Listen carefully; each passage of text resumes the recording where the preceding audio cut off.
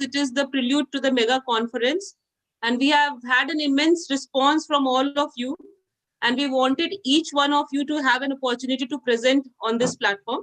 And this is a very important session, as I mentioned, because we are going to select the best posters out of this session. And on behalf of organizing committee, I welcome all the judges, chairpersons, and the presenters, and also delegates who have logged in to listen to this conference. We have some very strong pillars of this organizing committee. The young crowd, Satvir is there. We have Sumekha and Sumit and Dr. Sushil. They are managing the other hall and Satvir is managing this hall. So Satvir has been working very hard to make this a good conference. So Satvir will take you through it during this conference, and any issues, we are all there. We also have strong pillars of ASI Jharkhand chapter, and they would definitely join in to encourage us. Dr. R.P. Srivastava, Dr. Sunil Kumar. We have also got Dr. Azad and Dr. Uday Srivastava. They would also be joining in. So welcome all of you. And since it is almost 4, I hand over to Satvir to start the session.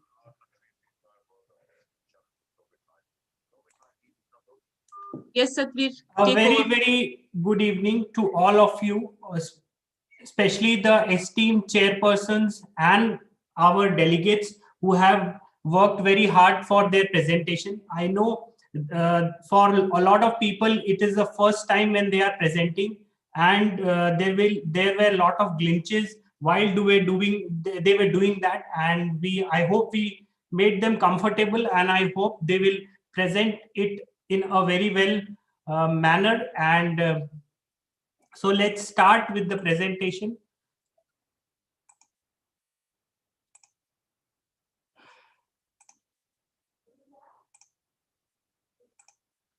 Satvir, can you just introduce our judges first? Yes, I'll do that. Yes, please introduce our judges. So welcome to the postgraduate poster session of 6th November. And we welcome our esteemed chairpersons.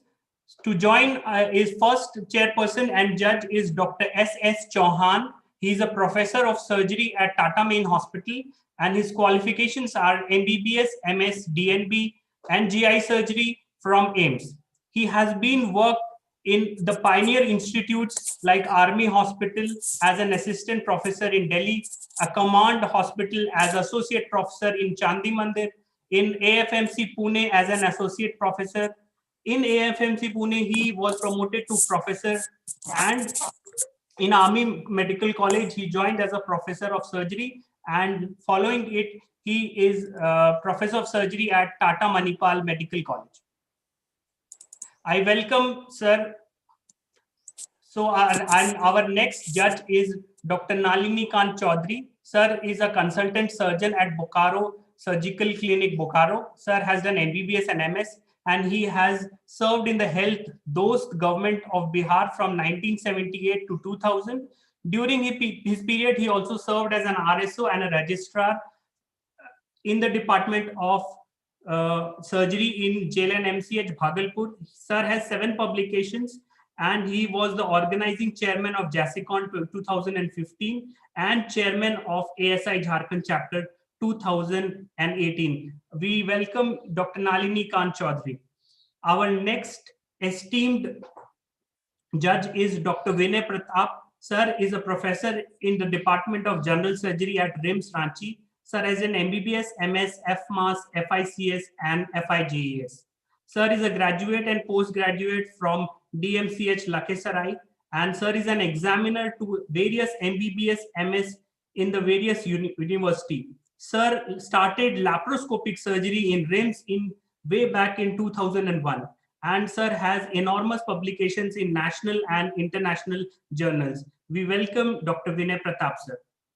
Our next judge is Dr. K.K. Singh. Sir has an MBBS and MS, and sir is working as an associate professor in surgery in Midni Ray Medical College, Palamu, Jharkhand. I welcome all the judges and the chairpersons. So our first present, and we have a general instructions to all of them. These are the instructions. Each speaker will be given 5 minutes of presentation and 1 minute of discussion. Judges will ask questions, And if any audience have any questions, they can put in the chat box. A warning bell at 4 minutes 30 seconds will be played, and a final bell at 5 minutes where the PPT of the presenter goes off. So to start with, our first presenter is Dr. Avinash Kumar, and he will be presenting on sacrococcygeal teratoma. I want Dr. Avinash to share his screen.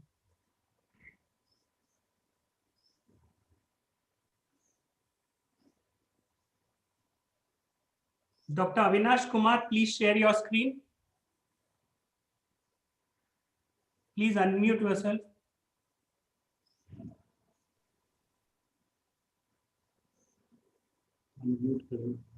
Can I present? Yes, please share your screen.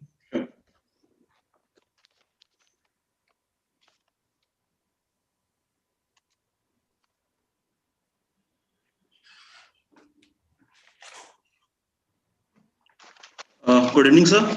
Good evening, sir. I am Dr. Avinash Kumar Sinha, a general surgeon from the Bokaro General Hospital, Jharkhand, and I am going to present a very interesting case of sacrococcygeal teratoma. So, as we know, the teratoma is a tumor of a retention of the pluripotent stem cell, and among the non-CNS teratoma, the sacrococcygeal teratoma is the most common. The incidence is about 1 in 40,000 live birth and is the commonest congenital tumor in unit and is most common in the female. Majority are benign and the risk of recurrence or the malignant transformation is low. The objective of this presentation is that as it is a very uncommon tumor, so knowing the knowledge about the tumor, its prognosis and its multidisciplinary approach of treatment in two-tier city like Bokaro, and also to predict its the outcome is an important factor. So that that's the reason why presenting this case in this conference. So in our case, a 10-day premature female child delivered by the cesarean section presented in surgical OPD with a large mass in the sacral region of size about 13 into 13 centimeter with an ulceration on its posterior aspect. Patient was admitted. Her investigation was done, which were normal, and the X-ray revealed a large projecting mass from the lower pole of the lower pole region, and it also showed the extent of the tumor. In our case, this sacrococcygeal teratoma was Altman type 2. The PSC was done and the tumor was excised with the removal of the coccyx. The post-operative period was uneventful and the patient was followed up for the 1 year, and her development milestone was very well. In this diagram, sir, I am showing the preoperative case in which the large tumor is present with ulceration on its posterior aspect. This is the X-ray which shows the tumor extent beyond the coccyx region with some extension into the in front of the coccyx region, stating it's the Altman type 2. And this one is the post-operative diagram of picture of the image of the case. So, sir, sacrococcygeal teratoma is a rare tumor, but is more common malignancy of a germ cell tumor in the newborn. And the children under 2 years of the age, in adult, they cause no symptom, but may progress to cause the back pain, weakness, or incontinence in some cases. Many sacrococcygeal teratoma are incidental on routine prenatal ultrasonographic examination. Other specific investigation includes a CT scan or the MRI to diagnose the tumor, to evaluate its size and the extent of the tumor. Among these, the fetal MRI is the best one. The benign and the immature teratoma, there will be small increase in the alpha fetoprotein and the SCG, but in the case of the malignancy, there is a rapid rise in the alpha fetoprotein and the SCG. Sacrococcygeal teratoma can grow rapidly in fetus, and it may result in the heart failure due to increase in the blood flow condition known as the hiatus pituitalis. According to the American Academy of the pediatric surgery, they classified the sacrococcygeal teratoma into the 4 types. Among these, the type 1 and type 2 are more common, and the type 1 is associated with the least malignancy, and the type 3 and type 4 are the rare one, and the type 4 is associated with the more of the malignant causes. So the main treatment in the sacrococcygeal teratoma is the complete resection of the tumor along with the removal of the coccyx. If the caucus is not removed, or if the delay in treatment has occurred, then that will result in the increase in the malignancy risk and or the recurrence. Also, in the patient with mature sacrococcygeal teratoma, the only recombinant treatment is surgery, followed by the rectal examination and interval serum alpha fetoprotein level monitoring for the recurrence for about 3 years before they are considered cured with no possibility of the tumor recurrence. So to conclude my presentation, the sacrococcygeal teratoma is an uncommon tumor, but most common tumor in the first 3 months of the life. In majority of the cases, they are benign.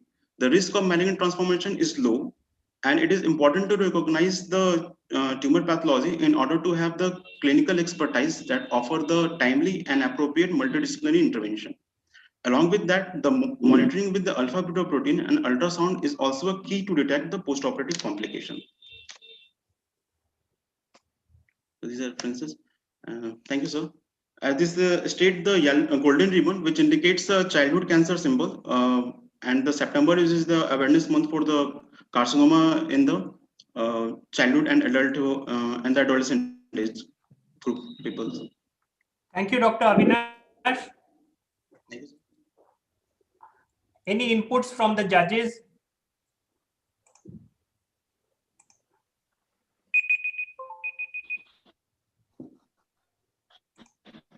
Dr. Avinash, how was this case diagnosed? Was it diagnosed preoperatively? Were you aware about this existence of this preoperatively, pre-delivery, antenatally? Sorry, sir, hello. Were you aware sir, about the diagnosis antenatally? Hello, can you hear me? Sir? Were you aware about sacrococcygeal diagnosis antenatally? Pre-delivery?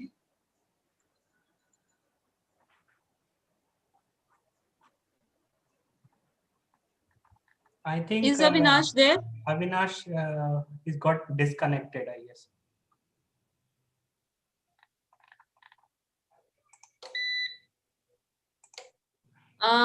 Sadhvir, can you call Avinash and ask him whether he's on the conference or not? Yes, I'll just. Because he needs to answer a few questions.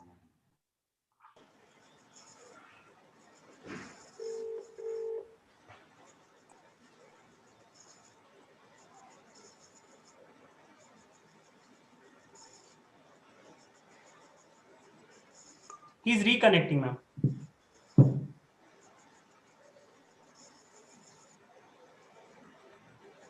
Okay, in the meanwhile, you can ask this other presenter to start sharing the screen, but not start before the judges have asked questions. Yes. So Just Dr. ask him, ask the next presenter, Dr. introduce Ajay the next Kumar, presenter, please and ask him to sharing start your screen. sharing the screen. Yeah. So Dr. Ajay Kumar will be presenting on penile But just fracture we'll wait and for emergency case. Avinash. Yes, sir. Avinash, have you joined?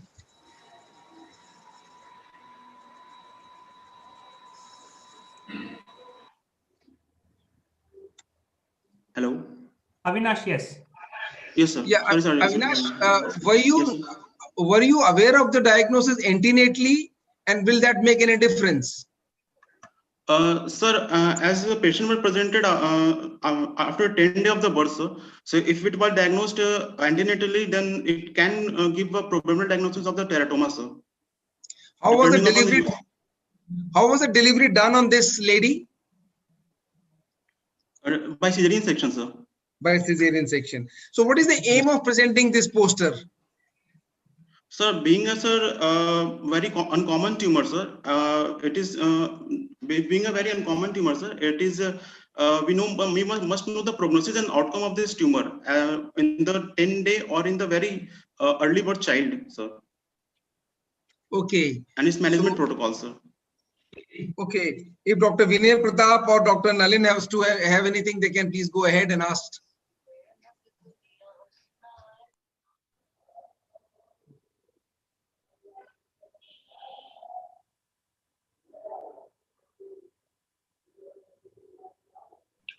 I think we can have the next speaker. Dr. Ajay, please start sharing your Thank you, screen. sir. Thank you.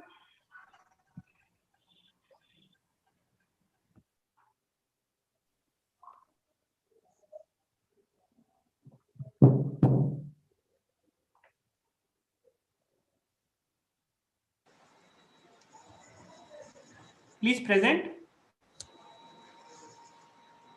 Unmute yourself. Unmute yourself. Yes, sir.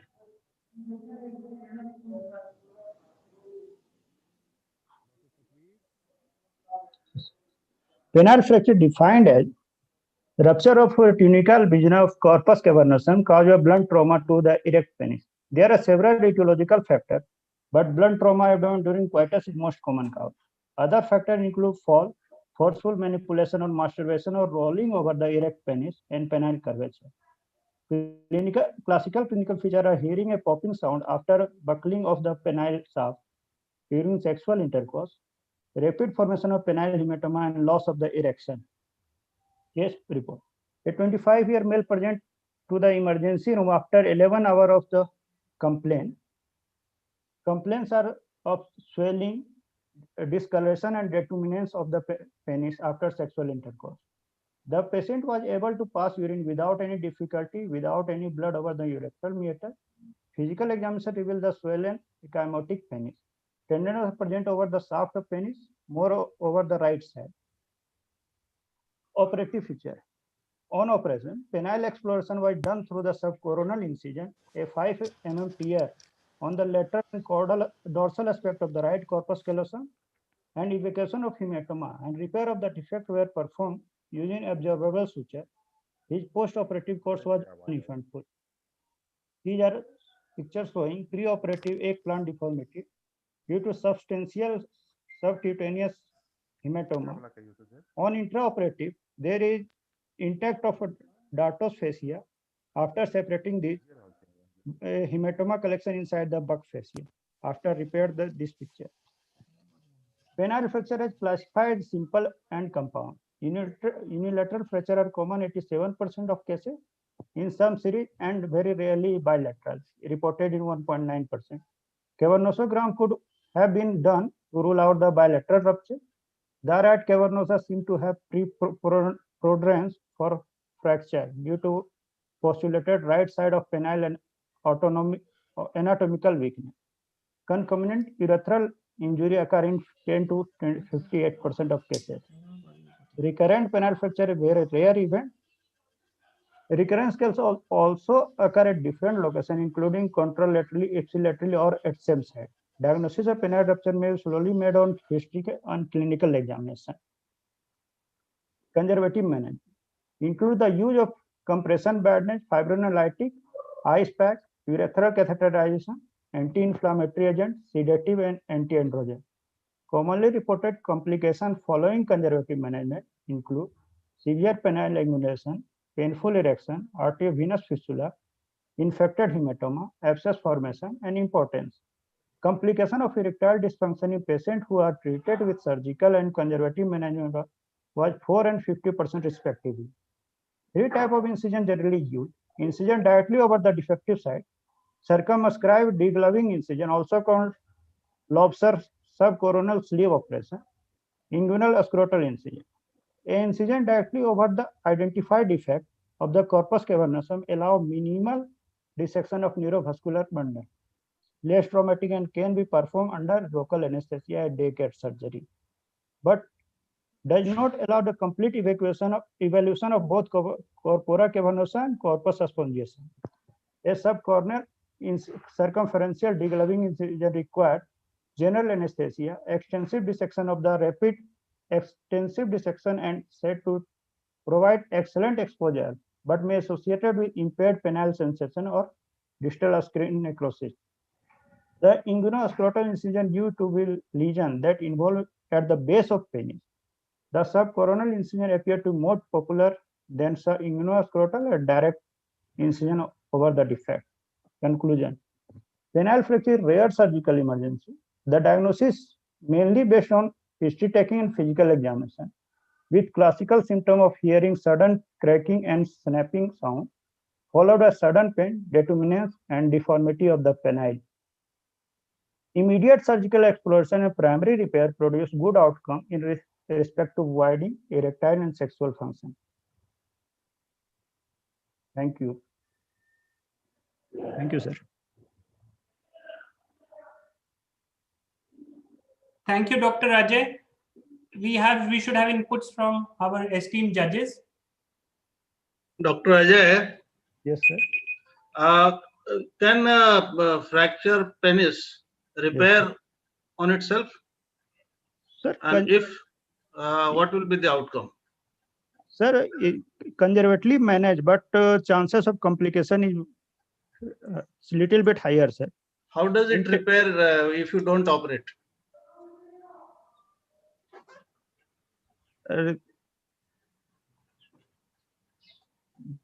Heal by sir, local inflammatory or epithelialization, sir. So, okay, can you tell me what is Peyronie's disease? Perinary fibrosis of erect, ये fibro penile erection, sir, due to fibrosis. So, okay, one last question. Can this fracture of penis Yes, sir.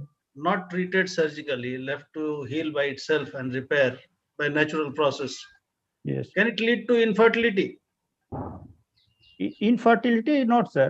Impotency, maybe after curvature or not properly penis are erect. Okay, thank you, Dr. Ajay. Thank you, sir. Thank you, Dr. K.K. Singh, sir. So our next presenter is Dr. Kunal Kishore. He will be presenting on supranumerary nipples in young male. Please start. Just 1 second.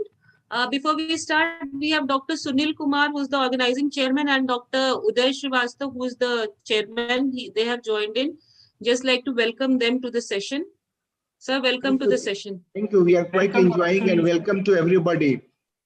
Dr. KK, Dr. Nalini Khan, Dr. Chauhan, and Dr. Vinay Pratap. Please go on. It's going very smoothly. Thank you. Thank you, sir. Yeah, please go ahead. Yes. Start, Dr. Kunal Kishore. Good evening to everyone. Today I am going to present a poster on the topic supernumerary nipples in a young male. Normally, the milk line degenerates shortly after development, leaving behind a portion in the pectoral region where the normal breast develops. The accessory breast tissue develops due to normal absence of regression. The incidence of polythelia varies between 0.2 to 5.6% in the general population. The most common site of accessory nipple is below the normal breast, and the most common site of accessory breast is in the lower axilla. Polythelia is more commonly seen in males, and it is more common in blacks. Supernumerary nipples and breast are physiologically non-functional, but may undergo benign and malignant transformation like normal breast tissue. Here we report a case of 24-year-old male who presented to us with cosmetic complaints due to extra nipples. He had no any related symptoms. There was no any family history of accessory nipples or breast cancer. Neither he had any history of any urinary tract malformations. On physical examination, the patient had two supernumerary nipples, one on each side. On the right side, the supernumerary nipple was present 10 centimeter below the right main nipple in the mid-clavicular line. On the left side, the accessory nipple was present 8 centimeter below the left main nipple. The accessory nipples were present of size about 15 mm into 20 mm and were present along the milk line. They were surrounded by rudimentary areola and no breast tissue. The patient was thoroughly investigated and an ultrasound whole abdomen and pelvis was done to rule out any renal or genital abnormalities. The patient underwent simple excision of accessory nipple with primary closure of wound, and he recovered uneventfully. Here is a picture showing the presence of the supernumerary nipples on both sides. This is the histopathological picture showing sebaceous glands surrounded by smooth muscles. Discussion. The most common form of supernumerary breast tissue is polythelia. Polythelia is defined as the presence of accessory nipple with or without areola or accessory breast tissue. The supernumerary nipples may occur in any size and configuration along the milk line. In half of the cases, they are bilateral. Polythelia has been reported at multiple sites like forearm, face, vulva, thigh, shoulder, foot, and other places. The most cases of supernumerary nipples occur sporadically, but familial cases of autosomal dominant mode of inheritance are also known to occur. The importance of polythelia lies in the fact that they are associated with genitourinary malformations and malignancies. They are also sometimes associated with malformations of cardiac, vertebral, and central nervous system. The genitourinary malformation and malignancies occur in 22 to 27% of the cases. The common genitourinary malformations include supernumerary kidneys, renal aplasia, hydronephrosis, polycystic kidney disease, etc. Polythelia is also associated with 19% of the patient with renal adenocarcinoma and 16.5% of the patients of end-stage renal disease. It is also associated with carcinoma of breast and testicular carcinoma. In a study by Goddard et al., it was estimated that the risk of testicular carcinoma in men is 4.5 times higher than with men without accessory nipple. Supernumerary nipples are also found as a part of various syndromes like Turner syndrome, fetal alcohol syndrome, and Fanconi anemia. Conclusion: accessory nipples and breast tissue respond to hormonal changes in the same way as normal breast tissue and are prone to benign and malignant pathology like normal breast tissue. All the cases of polythelia should be investigated and evaluated to rule out any genitourinary or other malformations or malignancy. Surgical treatment should be considered in cases of suspicion of malignancy and for cosmetic regions. Thank you.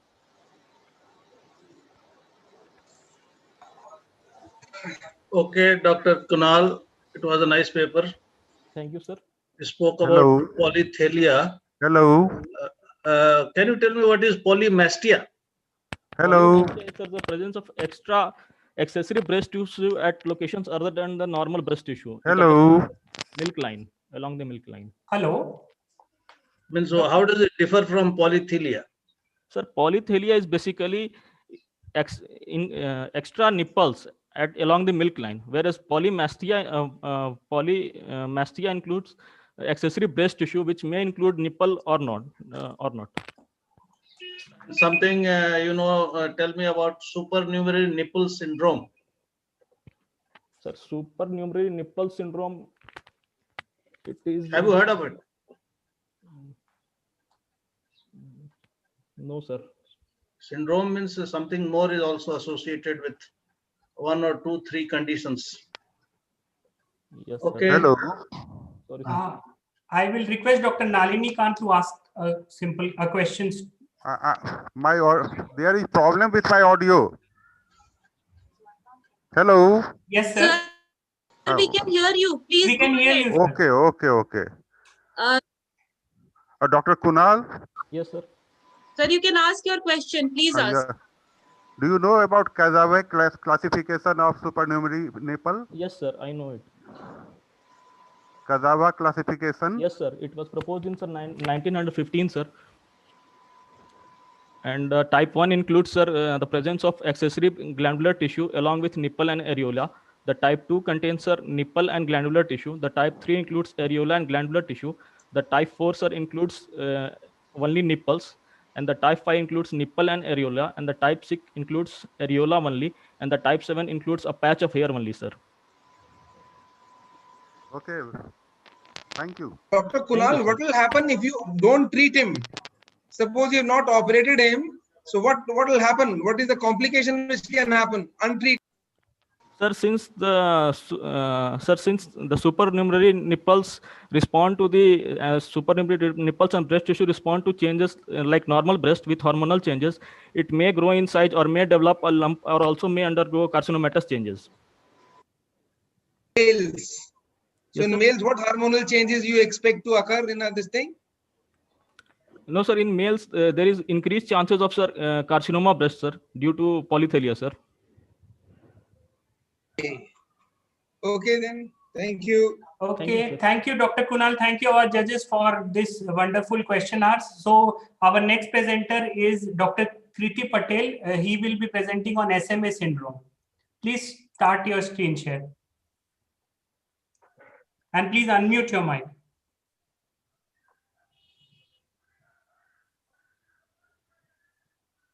By the time Kriti is getting ready, we can just welcome Dr. Azad, our secretary who has joined in. Welcome, sir. Welcome, Dr. Azad, sir. Welcome, Dr. Azad, our chapter secretary. Sir, please unmute yourself. We can't hear you.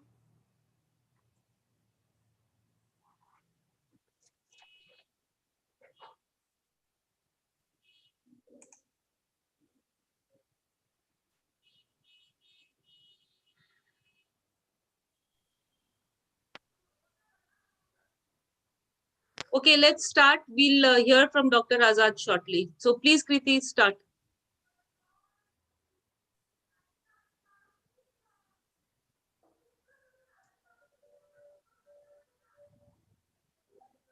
I wanted to say something. Hello, Yes, sir. Dr. Arunima. Yes, See, sir, please go ahead. we are almost half an hour through, and only 3 papers have gone through. Satvir, So, please maintain the time if we can. yeah, I think we should ask less questions and maintain some time. Yes, Satvir, please do the needful. Yes, ma'am. At 1 minute, please remind that the time for this particular presentation is over. Is that okay? Yes, ma'am. Okay. Or there can be one Because judges have suggestion. lots of questions, and I think only one question or maximum 2 questions should be allowed. Yeah, okay. It's for you people. So make it 2 questions, KK. Each presenter 2 questions. Yeah, 2 questions I think is sufficient. Okay, you all decide. Maybe amongst yourselves, sir, there is chat box amongst yourselves. You can decide which judge will ask which person the question. No, So all anybody the who is judges. ready, we can ask a question. No issue. Correct. Okay, fine. That's okay, sir. Fine. Yes, sir. Dr. Kriti, please present. रहे change हो जाता है उस समय जैसे अभी तो ठीक है ये हटेगा ना आ जाएगा ठीक है वहीं से ऑपरेट कर रहा हूं Dr. Kriti, please present. Please unmute your mic.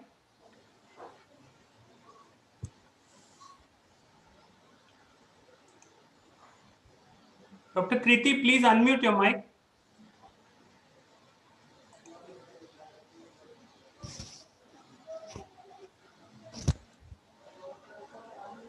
Please start.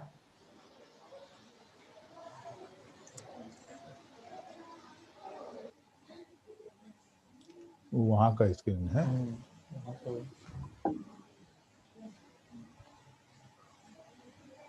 My topic is superior mesenteric artery syndrome. Superior mesenteric artery syndrome is defined as vascular compression of the third part of duodenum in the angle between aorta and superior mesenteric artery. Prevalence is 0.013 to 0.3%. Female predominance, mostly at the age group of 10 to 39 years of old. Others also known as aortomesenteric duodenal compression, duodenal vascular compression, Wilkie syndrome, or CAS syndrome. A 20-year-old female patient presented with vomiting, epigastric pain, early satiety with sensation of fullness, food intolerance, anorexia, and weight loss for last 2 to 3 months. Investigations: USG whole abdomen, upper GI fluoroscopy, CCT whole abdomen investigation of choice, CCT angiography, and CCT angiography, automesenteric angle of less than 22 degree, and automesenteric distance is less than 10 millimeters. As shown in figure 1, CTX and axial views with duodenal compression, blue arrow, and between aorta and SMA, orange arrow. Treatment of choice is side-to-side duodenogenostomy. Intraoperative finding was superior mesenteric artery compressed third part of duodenum with dilatation of proximal intestine and collapse distal to it.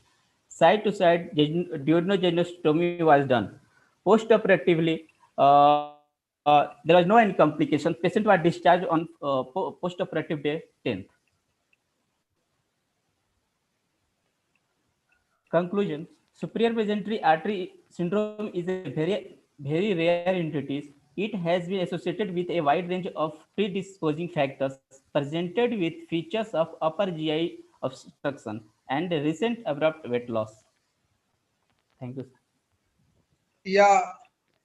Dr. Saab, please tell me, where is that compression seen in your first CT scan? I can't see any compression. How do you measure that angle which you have shown in your this thing? Where is that angle of 22 degree and where is that 8 to 10 millimeter this thing? Sir, in CT angiography. Can you show me where is that angle of 22 degree in this CT film which you have put up? Sir, In figure 1, only CCT whole abdomen, only compression is seen. Where is the compression seen? Compression in the, sir. With your arrow, please show us like this arrow. Show me. This is the compression. This is the dilatation. This is show me. Yes. Yeah. Yes, sir. This one is compression. This one is dilatation, sir. This one is compression. This is superior. This is aorta. This is superior mesentery artery.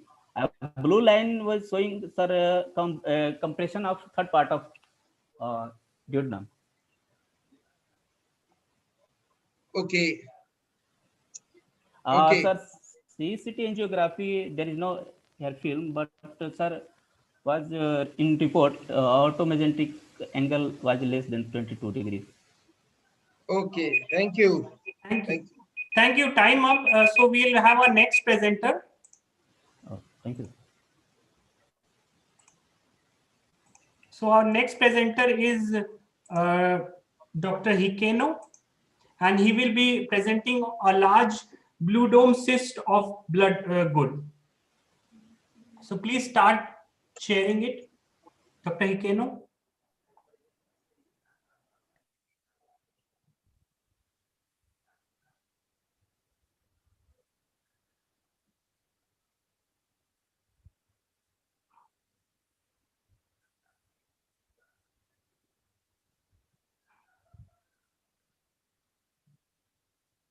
Please unmute your mic.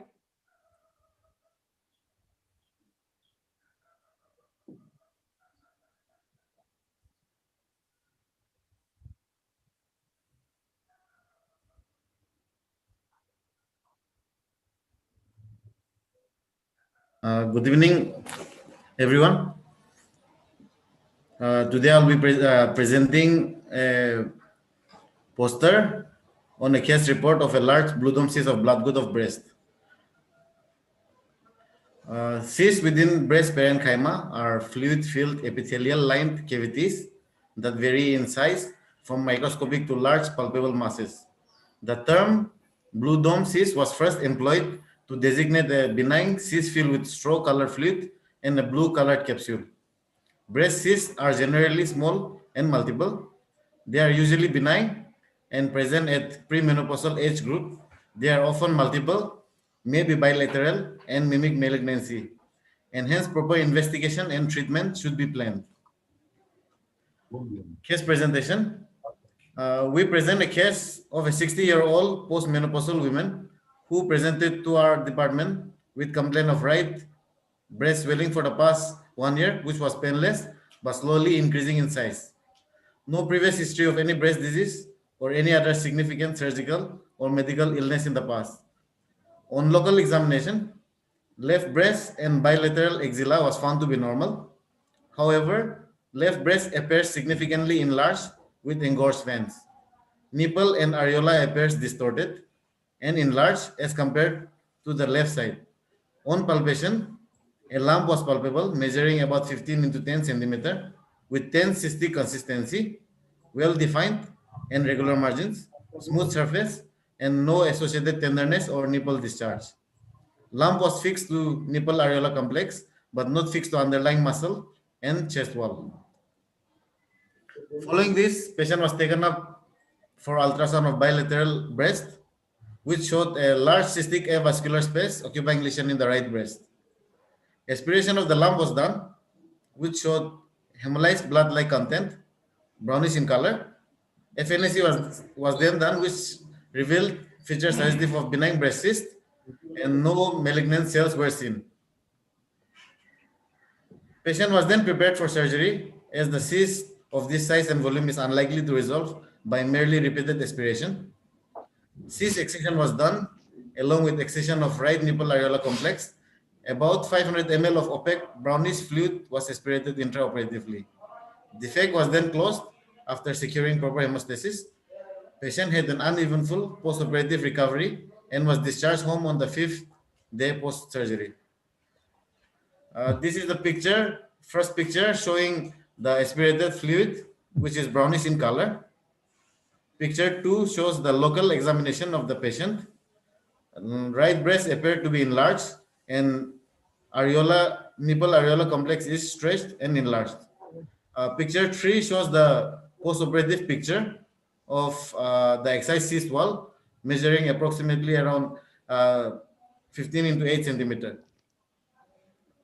In discussion and conclusion, benign breast cysts are a common condition of breast which occurs mostly after the 35 years of age up to menopausal age. It is due to non-integrated stromal and epithelial involution as a part of abnormal aberration in the normal development and involution of breast. However, a large cyst, as described in this case, above in a post-menopausal women, is not a frequent presentation. Fewer than 5% of cysts occurs in women over the age of 60. It can be usually confused with carcinoma and hence cause psychological disturbance to the patient and family. Treatment will vary between a benign breast cyst disease and a breast carcinoma, and hence should be evaluated carefully to rule out other probable cause of breast lump. Thank you for listening.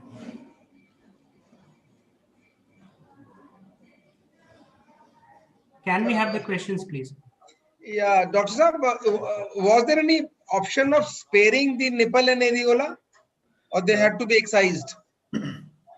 Sir, in this case, the cyst wall was adhered to this nipple areola complex area, sir.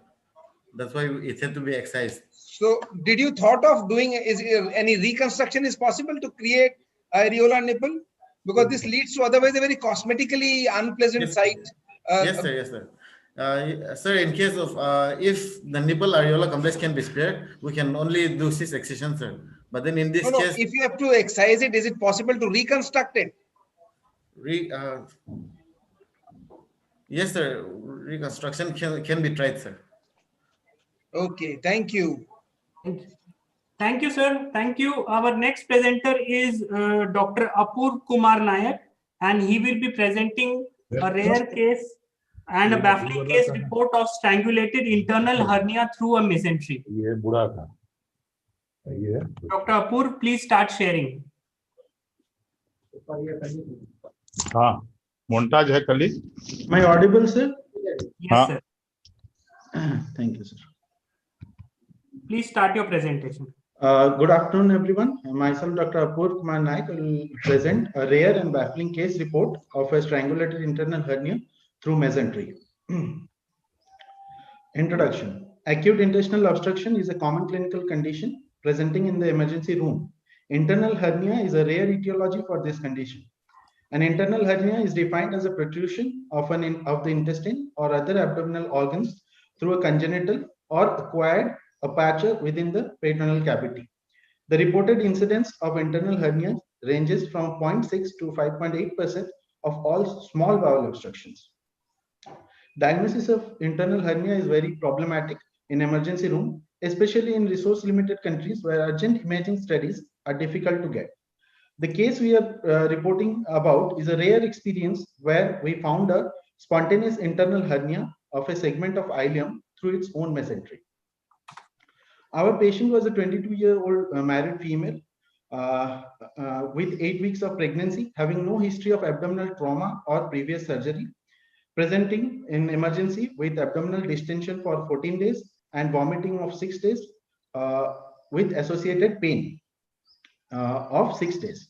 She had not passed stool and craters since last 7 days. Vomiting was non-projectile in nature, copious in amount, feculent in color and smell. Pain was sudden in onset, dull aching in character, non-radiating and gradually progressing in the beginning, but pain decreased in the last 2 days. She neither had any history of chronic illness like tuberculosis, diabetes mellitus, nor any history of surgery in the past. She did not have any history of significant abdominal trauma. On examination, her nutrition level was poor. She had fever and tachycardia, tachypnea, and blood pressure was on the lower side in the normal range, 102 by 66 millimeter mercury. Abdomen was distended, tender, guarding was present, bowel sounds were not audible. No obvious lump was palpable. On rectal examination, rectum was empty, collapsed, no mass could be palpated. On laboratory investigation, hemoglobin was on the lower side, 7.7 gram, and total count, leukocyte count was raised. RFT and serum electrolyte levels were within the normal range. She had an ultrasonography done from outside. which had multiple distended bowel loops with mild peritoneal collection, along with single intra-uterine gestational sac of about 7 weeks, 3 days. Operative procedure. Patient was resuscitated and was prepared for exploratory laparotomy in emergency operation theater under GA. Intraoperatively, there was a segment of ileum herniating through its own mesentery through a defect. The loop was hugely distended and was gangrenous, tightly strangulated within a small mesenteric defect of about 2 into 2 centimeter. The mesenteric defect was increased and the bowel loops were released, and the defect was about 1 feet proximal to ileocecal junction. Gangrenous ileal segment was about 3 feet in length. The entire gangrenous segment was resected and ileostomy was created. Distal end was closed. Postoperative period was uneventful. This is the picture showing intraoperative finding. This is the defect in the mesentery through which the ileal loop is seen herniating out. And this is a schematic representation of the same picture showing clearly the dark color is the gangrenous segment and it is protruding out from the mesenteric defect. And it is the defect seen after release of the loop. On follow-up, her stoma was functioning well, general condition had improved, and she had no other complaint. And we are planning for ileo-ileal anastomosis of this patient. Discussion: the diagnosing internal hernia is a challenging task. There is a risk of delay, and which can set strangulation. Diagnosis of internal hernia is difficult even with CT scan. A diagnosis is usually made intraoperatively. This is the chart showing types of internal hernia and their relative incidence. Conclusion: internal hernia can be considered in rare differentials in cases of acute intestinal obstruction. A high index of suspicion with prompt surgical intervention may be the key to the reduction of morbidity and mortality in these cases. Surgery is the treatment of choice even in asymptomatic cases because it reduces complications like obstruction, strangulation, and gangrene. Laparoscopic surgery should be preferred wherever feasible for better results. Dr. Apurva, yes, sir. 2 words in your presentation attracted me. Yes. One word is you have used baffling. Yes, sir. And the second term you used is exploratory laparotomy. That was a term when we used to use when we were before 1991 in India, Yes, when there was no ultrasound, no CT scan. In this era of such good tools, you were doing exploratory laparotomy. Hello. Did you hear me? No, sir, I could not hear for a few seconds. Can you repeat, sir, please? Yeah, but one word is that you have 2 words attracted me to your paper presentation. Yes, sir. Baffling. One is yes, you sir. have used the word baffling, and the second exploratory laparotomy. Yes, sir. That reminded me of my days when there was no ultrasound Yes, and sir. no CT scan. Yes, sir. Yes, and sir. in this era of these instruments, Yes, you sir. were doing exploratory laparotomy. Can you explain? Sir, the patient presented in the emergency where we only get to do X-ray. Even no ultrasound is available in our hospital, sir. So we were very confused with the X-ray because X-ray showed intestinal obstruction, but we could not diagnose the patient. So you work in RIMS, I think. Yes, sir. You don't have ultrasound? No, sir. No emergency ultrasound. We have ultrasound elective for elective cases, but for emergency cases, we don't get to do ultrasound in our hospital. Dr. Apur, did you suspected in this case preoperatively that this is a complicated intestinal obstruction? There is a vascular compromise, or you didn't suspect even that? Yes, sir. I suspected. We suspected, and it was highly there was highly suspicious. It was highly suspicious of gangrene. Since sir, the patient complained that she had severe pain, which subsided 2 days back, and the patient at that moment. Okay, thank you, Dr. Apur. Thank you very much. Thank you, sir. Thank you, Dr. Apur, for your presentation. Our next speaker is Dr. Abhishek Kumar Singh, and he will be presenting secondary ileal volvulus, a case report on uncommon cause of small bowel obstruction. I request Dr. Abhishek to please share his screen.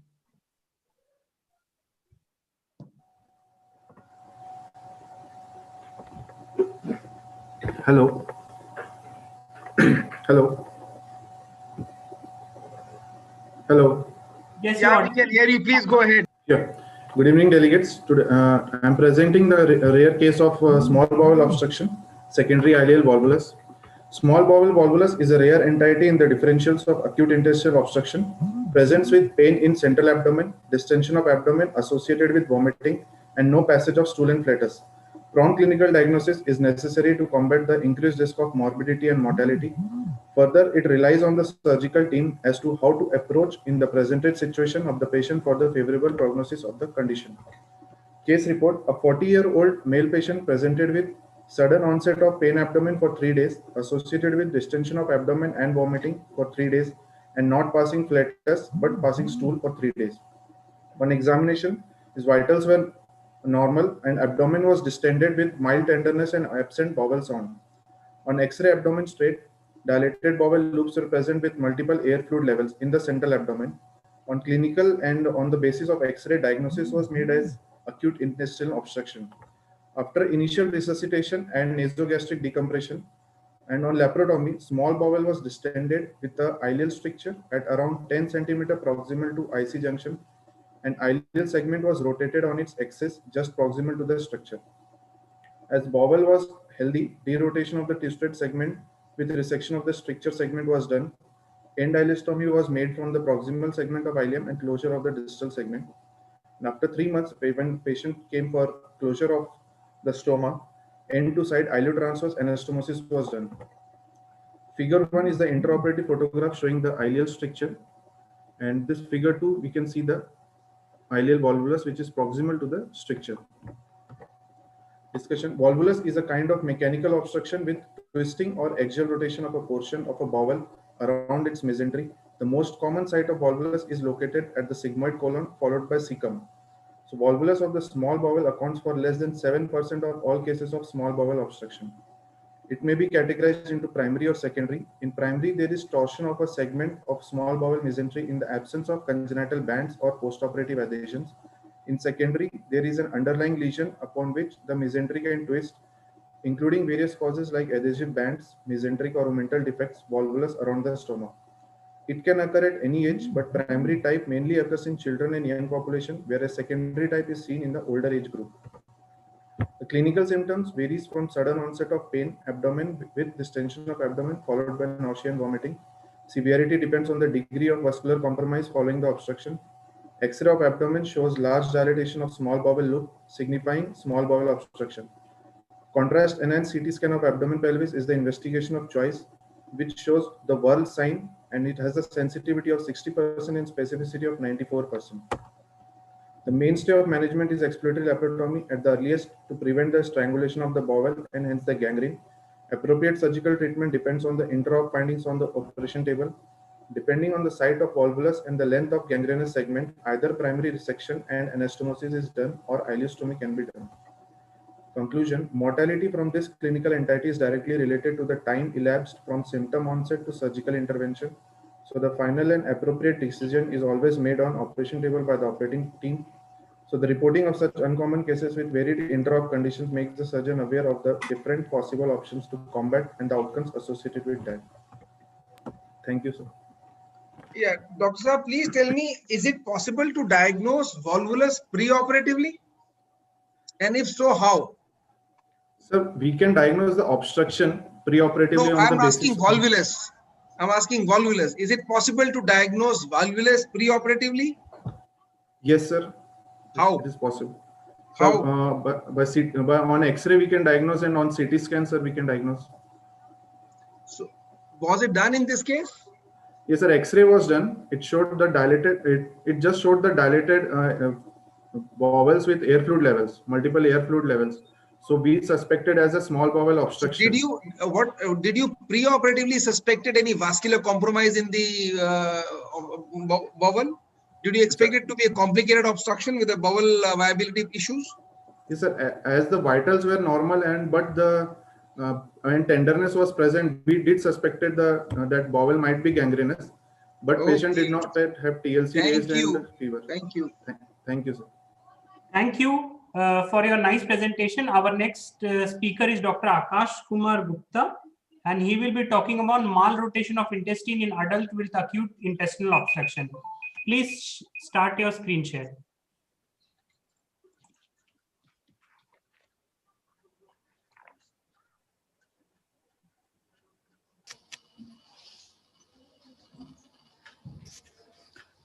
Good evening, my teachers. I'll be presenting a case of malrotation of intestine in adult with acute intestinal obstruction.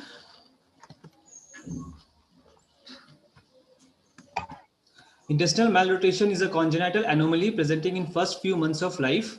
Its presentation as an acute intestinal obstruction is extremely rare in adults, which is usually recognized intraoperatively. Therefore, high index of suspicion is always required when dealing with any case of acute intestinal obstruction in adults.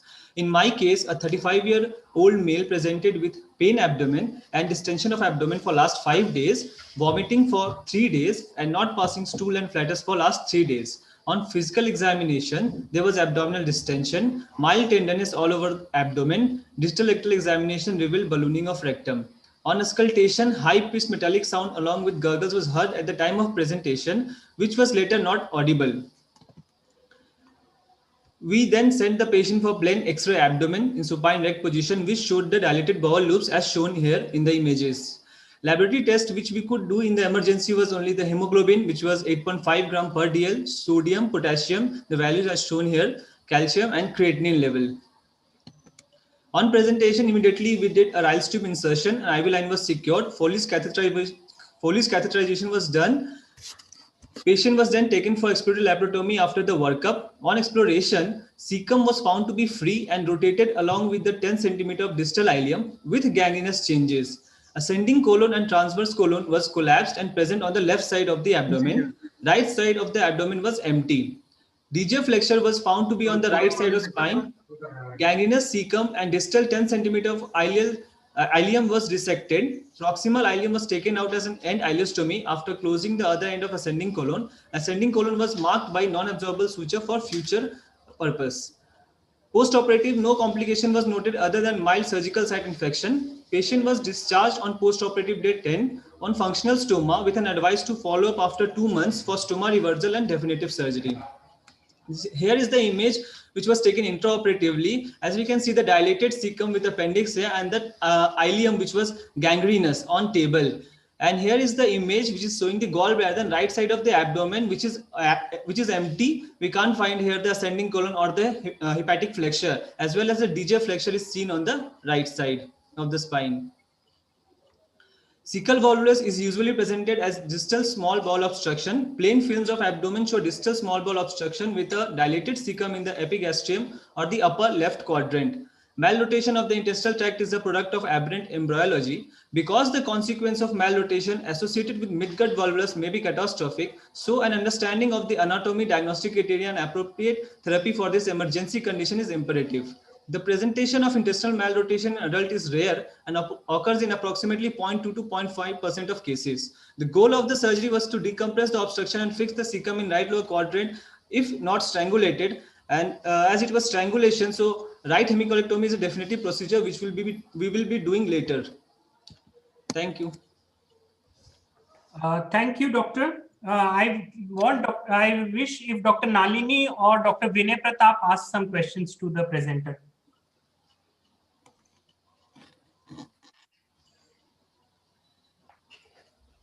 Dr. Nalini, please unmute, sir. Yes. Sir, again you are muted, so please unmute. Very good presentation, but yes, you have fixed the cecum on the right side. Yes. I think it should be on the left side because there is malrotation of the yes. gut. Cecum was, sir, on the left side only, sir. It was on table we have shown there, sir. After delivering it outside the abdomen. Yeah. Yes. But you have written that cecum was fixed on the right side.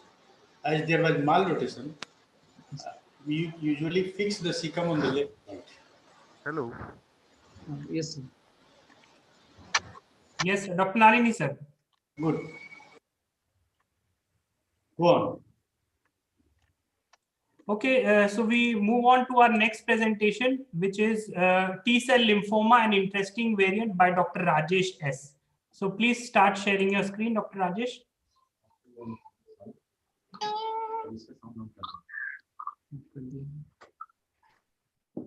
Dr. Rajesh, please start. Yeah, very good. Sir, is this visible, sir? Yes, it is visible. Please start. Thank you. Yes, sir. Sir, very good evening to everyone. Sir, today I'm going to present a case of T-cell lymphoma. I'm Dr. Rajesh, final year postgraduate from Tirunelveli Medical College, and my guide is Dr. J. Jayalal, sir. So, introduction. Most cases of lymphoma involving the gastrointestinal tract are of B-cell origin. T-cell lymphoma affecting the GI tract is infrequent. Cases of lymphoma with the GI involvement mainly involve primary lesions and not secondary disease. Herein is a patient with a cutaneous T-cell lymphoma who presented with a small bowel perforation and found to have secondary T-cell lymphoma of the small intestine. So case report, 43 years male, who's a gentleman. He came to our surgical emergency ward with complaints of abdomen pain for 2 days. We examined the patient. He had vomiting for the past 2 days. A patient, other than that vomiting and abdomen pain, he had no other symptoms. On examination of the patient, he has abdomen guarding and rigidity, and for the past 2 days he had not passed flatus and stools. While examining the past history and asking the past history, he was a known case of non-Hodgkin lymphoma who presented with the primary cutaneous T-cell lymphoma stage 2B, and he is on treatment with the chemotherapy agents, gemcitabine and lipodoxorubicin. So here is the HP report presented with diagnosed as cutaneous lymphoma, and this is the CD3 positive and CD4 positive, which substantiate his diagnosis. On going for the investigation of the patient, we shipped the patient for X-ray, chest X-ray and X-ray abdomen erect. So X-ray showed air under the diaphragm, and we immediately shifted the patient for ultrasound abdomen and pelvis. Ultrasound abdomen and pelvis showed free fluid. Since patient is very poor, we can't take CT for the patient. We planned the patient for laparotomy. So before that, we put IV fluid for the patient and Riles tube and Foley's catheter for the patient. And initially, we resuscitated the patient. And after resuscitation, we shifted the patient for OT. Intra findings of the patient. So perforation of size 2 x 1 centimeter on the distal ileum. It is 10 centimeter from the ileocecal junction with the matted interbowel loop adhesions of the small bowel, as was noted. So we proceeded with the section of the distal ileum with ileal anastomosis, and resected specimen was sent for histopathological examination. So we follow up the histopathological examination report. It also showed the presence of T-cell lymphoma. Discussion. GI lymphoma represents up to 10% of primary GI malignancies, with the B-cell lymphoma occurring more often than T-cell lymphoma.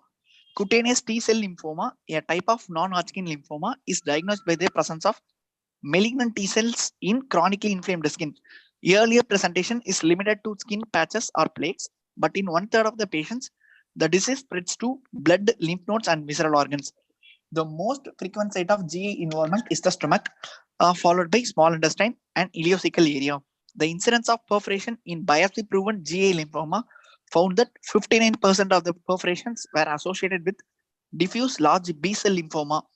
In this case, patient had T-cell lymphoma, which is infrequent, and found to have perforation, which is uncommon. Patient with history of lymphoma who present with new onset abdominal pain should be evaluated for free air in the abdomen to rule out perforation. Thank you. Thank you, Dr. Rajesh. I request our judges to please comment. Dr. KK Singh, you're muted, sir. Yes, hello, Dr. Rajesh. Yes, sir. Am I audible? Yes, sir. Audible, sir. T-cell lymphoma, non-Hodgkin's lymphoma of the skin, is it related to some chemical substance? Sir? T-cell, non-Hodgkin's lymphoma of the skin, is it related to some chemical? Sir, thorotrust exposure. Sir. Thorotrust, vinyl chloride, thorotrust. Sir. Dr. Rajesh. Yes, sir. What was the personal history? What was the profession of your patient? Sir, the patient is a daily wage patient, sir. What was he doing actually? Sir, he was working as a sir, he's Okay, coolie by occupation, sir, daily wage, sir. Do you Like know? Okay, whatever daily the work. wage, this trichloroethylene, is it used still? No. Huh? No, sir. No, yes, it is used in cleaning wipes and aerosol cleaning and metal degreasing. So the professional history is very important. Okay, Yes. sir. Okay, sir. And how do you test for TCE? Because Sir, your topic is yes, sir. TCE lymphoma. So you should speak something about TCE also. Okay, And sir. how does TCE, how can TCE infect the general population? Sir, exposure to the How does that exposure comes? Sir, Some clinical waste mixing in. This yes, is a sir, very if we- important topic you have picked up. Yes, sir. And prevention is more important Okay, sir. than treating the lymphoma. So how do you prevent this TCE from getting into the human body?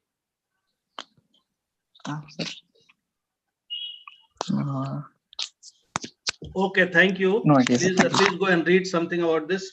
See, Yes, this industrial waste, they are being dumped somewhere, and those things get into the pipeline, water supply, and general mass can also be poisoned by this TCE.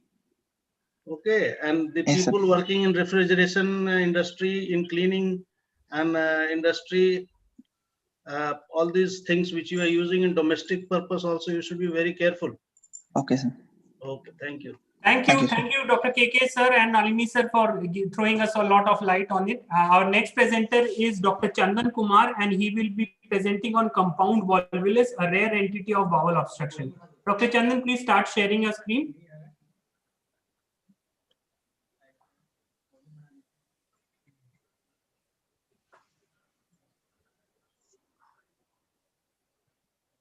है हमारा कि नहीं है ही नहीं है ना Yes, Dr. Chandan, please make it full screen. Yes. Good evening, sir. I am Dr. Chandan Samal. We will be presenting a poster on compound volvulus, a rare entity of bowel obstruction. Am I audible, sir? Yes, yes. Please continue. Hello. Yes, please continue. Hello. Please continue. You're audible. Hello. Hello, you continue. Please continue. Dr. Chandan, please continue. You're audible.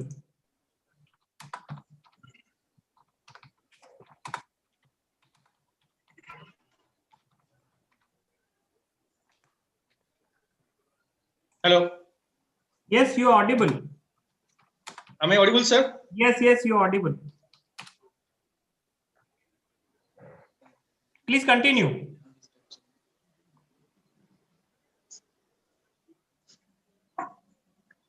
Hello. Dr. Chandan, are you able to hear us?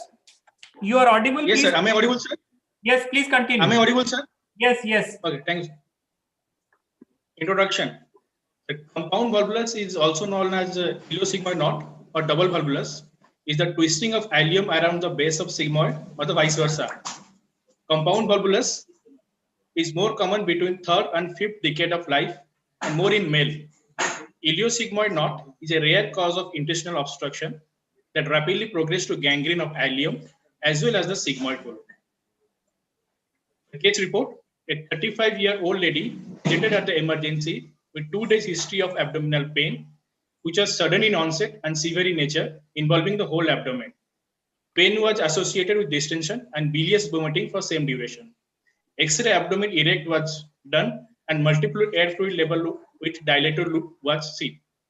X-ray chest showed no gas under diaphragm. Patient was resuscitated with IV fluid. After proper pre-op preparation and consent, patient was posted for emergency explorative laparotomy. Management. On exploration, ileum and sigmoid colon both was found to be gangrenous with twisting of sigmoid around the ileum. Gangrenous ileum was excised and the jejunal-transverse anastomosis was done. Gangrenous sigmoid was also excised and the distal part was closed with Vicryl 20 and the proximal part was taken out as end colostomy. Post-operative period was uneventful. Patient was discharged on post-operative day 11 with future plan of colostomy reversal with colorectal anastomosis. First picture shows preoperative X-ray abdomen, which shows multiple air fluid level. The second picture shows the intraoperative finding with gangrenous ileum and the gangrenous sigmoid colon. And this picture shows the twisting of ileum around the sigmoid colon. Discussion. Three major factors responsible for iliosigmoid knots are a long small bowel mesentery with freely mobile small bowel, a long sigmoid colon on a narrow pedicle, and finally ingestion of bulky diet in the presence of an empty small bowel. Diagnostic difficulty is partly caused by unfamiliarity of this rare entity and confusing and self-contradictory feature of the disease. Clinical features.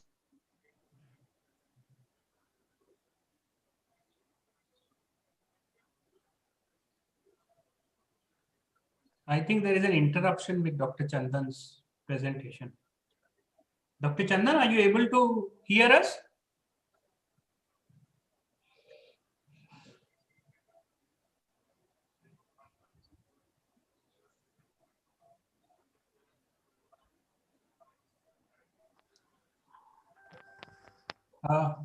I think he got disconnected. We will be starting with our next presenter, Dr. Anish. Then we will give him a try. Dr. Anish, please start presenting. Yes, sir. Dr. Chandan, are you here? You can continue.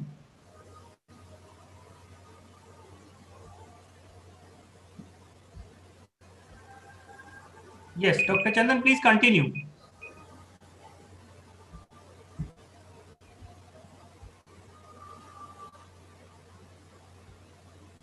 Please come to the last slide which we are there. Yes. Continue. Dr. Chandan's mic is muted, I think. Dr. Chandan, please unmute your mic. We are unable to hear you. Please finish it.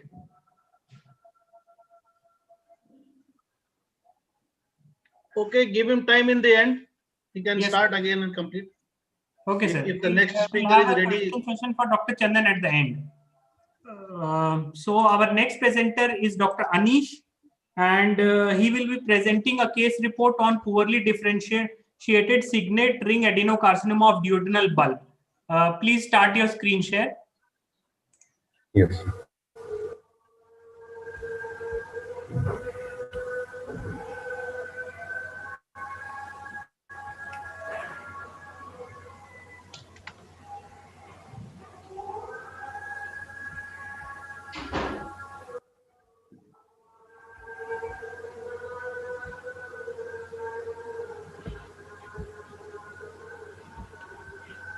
Good evening, sir. I'm going to present a case report on poorly differentiated signet ring cell carcinoma of duodenal bulb. Introduction. Your video is not visible. Please start. Carry on. Yes, you Let carry him on. carry on. His presentation is seen. Yes, please carry on. This is a rare case of duodenum presented with gastric outlet obstruction in emergency and was icteric. She used to say that she is very icteric. Adenocarcinoma accounts for 40% of small bowel carcinoma, with duodenum being the most common. Signet ring carcinoma is more common in stomach, but here the presentation is in the first part of the duodenum. Signet ring cell carcinoma of second part of duodenum is more common than the first part.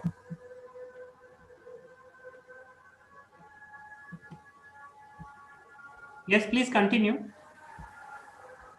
Case report. Female presented with vomiting, which is projectile and non-bilious since 4 months, which was intermittent for liquid and always for solid since 1 month. Mild epigastric pain was consistent in 4 months.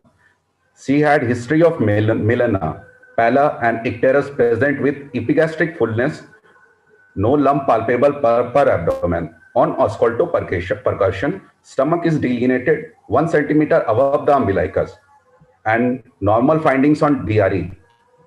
Endoscopy reveals nodularity, luminal narrowing, nodularity with luminal narrowing and ulceration in duodenal bulb.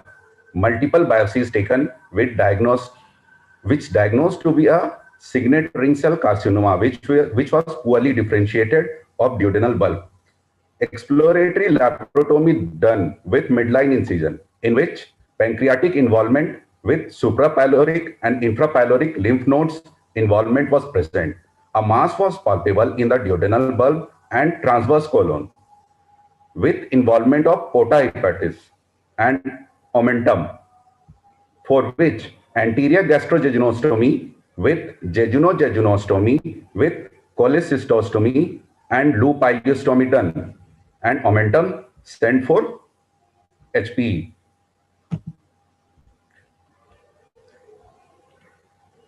Here is the endoscopy of, sorry, sir. Endoscopy, which is showing nodularity and a growth in the first part of the duodenum, which is the duodenal bulb, with luminal narrowing in the distal part of the first part of the duodenum, for which gastrojeju have symptomatic relief. This was the biopsy report, which shows signet ring cell of poorly differentiated type. All over, a whole field is filled with signet ring. This is the HP report of omentum. This also shows signet ring over all over the field. Now discussion. Signet ring cell carcinoma is more common in stomach, but in duodenal carcinoma of second part is more common than the first part. It presents as gastric outlet obstruction without bilious vomiting. If it is the first part, and bilious vomiting if it shows second part. It shows aggressive course with involvement of pancreas, porta hepatis, transverse colon, lymph node, and omentum. Early diagnosis could have been a beneficial role. This is a rare conclusion. This is a rare case of carcinoma of first part of duodenum of its signet ring cell type carcinoma, which is of rare variety. Aggressiveness of this tumor with multi-organ metastasis during diagnosis, only we could do only palliative treatment for that. Symptomatic treatment can only be done. Survival was only 5 months. The patient passed away just 5 months after. Resection can be done if diagnosed early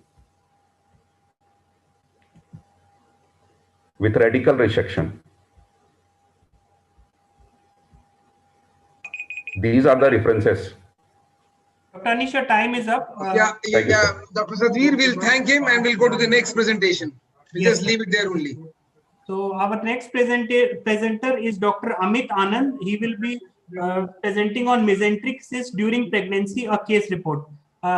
Please start sharing your screen, Dr. Amit Anand.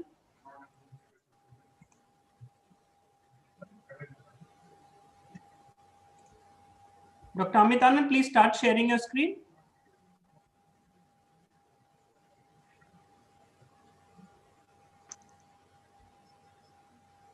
Please unmute yourself. Yeah, I've unmuted myself. Mute. Hello? Yes. Hello, is it working? Yes, it is. You are audible. Please start your PPT. Okay. A very good evening to all faculty members. Please make it.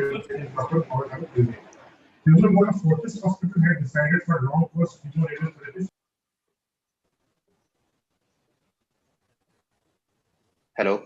Yes, please make it full screen. Yes. I am unable to see the speaker.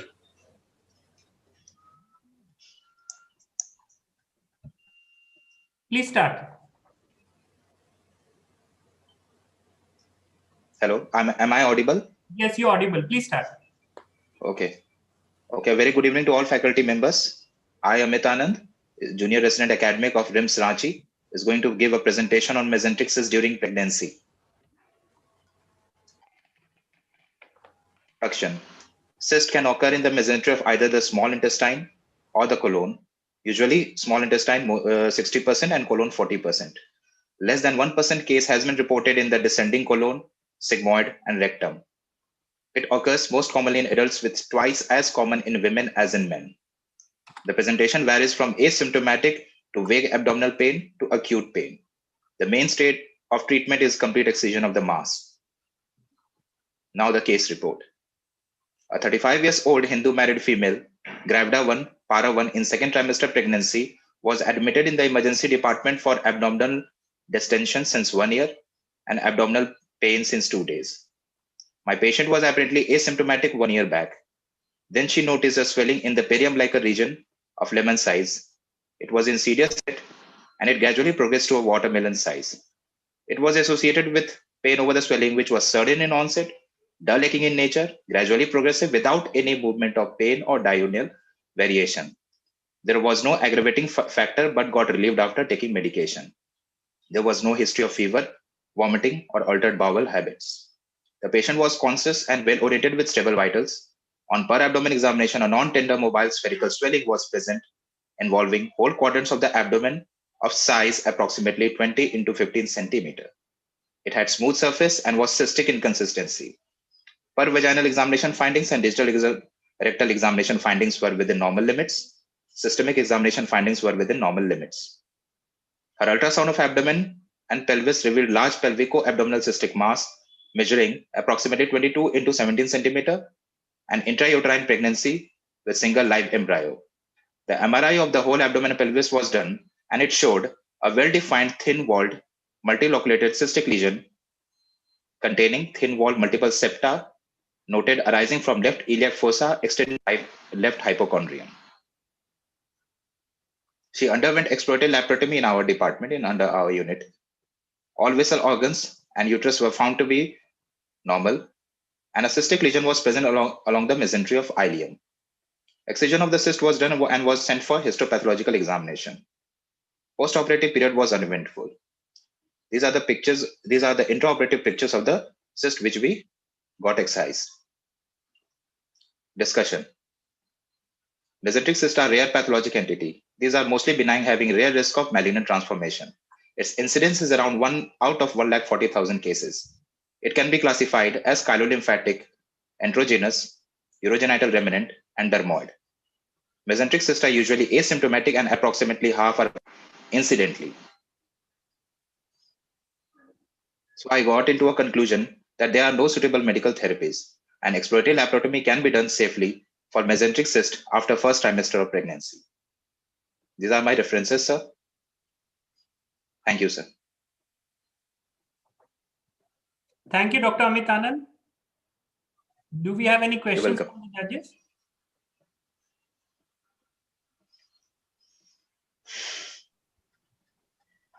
It's a very rare condition, Dr.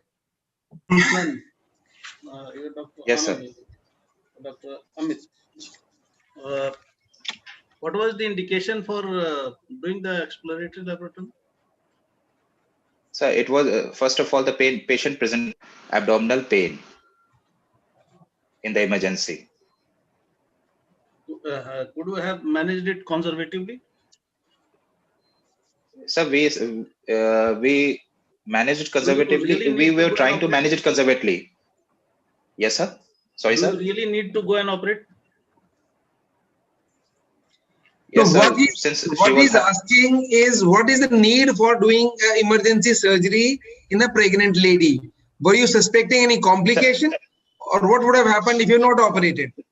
Right, sir. There might, yes, sir. I was expecting the pain. Actually, the patient presented with abdominal pain. So maybe that was due to mass effect, or maybe due to torsion of the mesentery of the cyst, mesenteric cyst.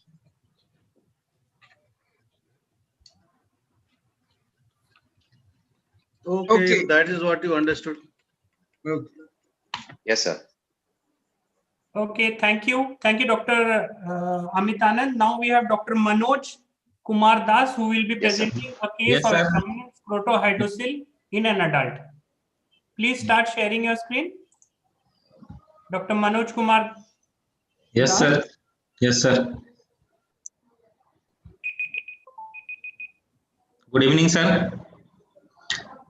Here we are presenting a case of abdominal-scrotal hydrocele in adult. Introduction. Abdominal-scrotal hydrocele is a very rare clinical condition. Most patients are... Hello. Yes, sir.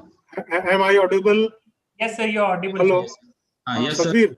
Sir, Nalini, sir. Nalini, sir. Sir. Yes, Dr. Uday, you're audible, sir. Dr. Nalini. Dr. Sadhvir. Yes, one sir. request is there. The speaker should say a few words about their guide also. They just start their train. Yes, from from yes, the topic. Sir. Yes, sir. So, as requested by Dr. Uday, I request all the presenters to please speak some introduction about your guides. Welcome, Dr. Uday. Nice to hear you. Yes, sir. Sir, my guide is Dr. Arun Kumar Tiwari, sir, Associate Professor, RIMS Ranchi. Yes. Yes, please continue. Yes, sir. Introduction. Abdominal scrotal hydrocele is a very rare clinical condition. Most patients are younger than 5 years. Fluid-filled cavities in both abdominal and scrotal compartments with communication through inguinal canal are diagnostic of abdominal scrotal hydrocele. Presentation. A 46-year male presented with progressive abdominal scrotal swelling for 12 years. Distension was confined predominantly in lower half of the abdomen. Swelling was noticed over right scrotum in the beginning, but it gradually extended upwards involving lower abdomen. The swelling was associated with dull aching pain in lower abdomen and right inguino-scrotal region. He had no history of fever and trauma. On clinical examination, a well-defined large lump noted in lower abdomen extending to the scrotum on right side through right inguinal canal. Both abdominal and scrotal swelling revealed cross fluctuation. Workup. Ultrasound of the abdomen shows large cystic abdominal mass confined to lower half and large right-sided hydrocele. Abdominal scrotal CT confirmed finding of the abdominal scrotal hydrocele. Management. Total excision of the abdominal scrotal hydrocele was done. The surgical approach was through an inguinal approach. Complete evacuation of fluid with resection of tunica vaginalis and ligation of the peritoneal cavity was done. Total excision of sac was necessary to prevent recurrence. The post-operative recovery was uneventful. Histopathological examination of cyst wall revealed fibrous tissue and collagen bundles. Examination of fluid was grossly microscopically and cytologically consistent with hydrocele fluid. Sir, pictures, sir, pre-op and imaging, CT scan, and intra-op and post-op.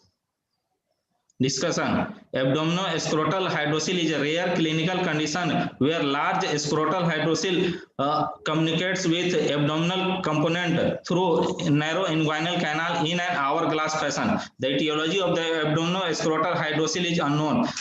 Different theories such as one-way valve theory, diverticulum theory, and different as per Laplace law have been described to explain the pathogenesis. However, the most accepted theory is one which suggests that the obliteration of the processus vaginalis results in fluid accumulation in the tunica vaginalis, which results in increased intra-scrotal pressure. Most patients are asymptomatic except for the swelling in the present case. Most cases are unilateral, but bilateral cases have been reported, and most patients are younger than 5 years.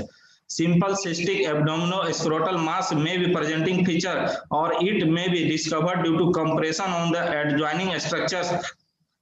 Hydroureter and hydronephrosis, unilateral leg edema, different conditions may resemble abdominal scrotal hydrocele, creating a diagnostic dilemma. Mesenteric cyst, urachal cyst, pseudopancreatic cyst, hydatidine and lymphangioma, and hydronephrosis. Clinical diagnosis can be confirmed by Conclusion. You are exceeding your time.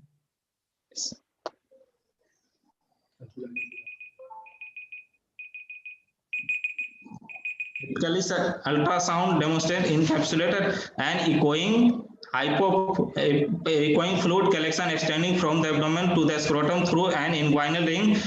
CT scan showing diagnosis of the abdominal. CT scan may be helpful for more anatomical delineation and hourglass appearance of the communication. Thank you. Your time is up. You can conclude, please. Your time is up. A scrotal approach recently being recommended, but inguinal approach can be done.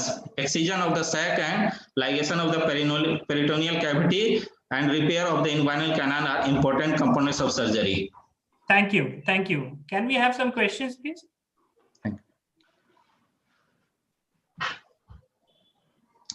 Yeah, Dr. Saab, you mentioned about cross fluctuation. How did you do this cross fluctuation? Sir, sir हम दो finger से sir उसको fix करेंगे और sir one side sir we press and other side we fill. Okay, and you said you ligated the peritoneal cavity. How did you ligate the peritoneal cavity? Sir, at sir deep inguinal we incise the incision given from scrotum to a right inguinal region, and we are opening inside, then close with internal opening through pickerels. Okay, that is not thank ligation. you. That is Thank you. Sadhvir, that is not ligation. That is closure of peritoneal cavity. Yes, sir. Yes, sir. How did you ligate it? You are saying you are ligating it.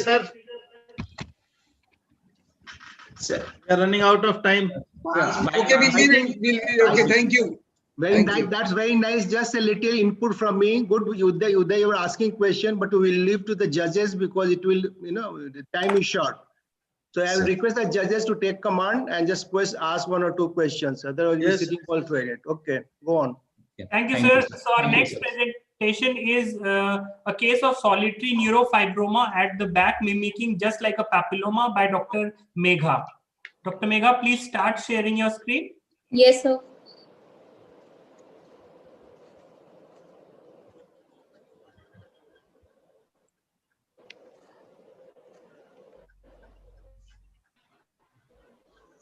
Good evening to everyone. Myself, Dr. Megha Saxena, second year postgraduate from Chetanand Hospital and Research Institute in General Surgery Department. My co-guides for this study, they are first is Dr. Kishore Babu. He is an associate professor in the Department of General Surgery in Chetanand Hospital and Research Institute, Chennai. And the second co-guide is Dr. Imran Tarek. He is also an associate professor in the Department of General Surgery in Chetanand Hospital and Research Institute, Chennai. Coming to the case presentation, we'll start with introduction. My case is a case of solitary neurofibroma at the back, mimicking as a papilloma. Starting with the introduction, neurofibromatosis is usually an autosomal dominant disease. It consists of both nerve sheaths and nerve cells. It accounts to approximately 20 to 25% of nerve sheath tumors. It usually affects the RAS proto-oncogene gene. It is characterized by the overgrowth of nervous tissue and skin discoloration. About 70 to 75% of the neurofibromas are benign lesions, whereas malignant transformation occurs in 20 to 30% of neurofibromas. Sometimes it can present as an extremely disfiguration, and eventually it can go in for malignant transformation. Coming to the case presentation for my case, we had a 55-year-old male, non-smoker, non-alcoholic, with no comorbidities.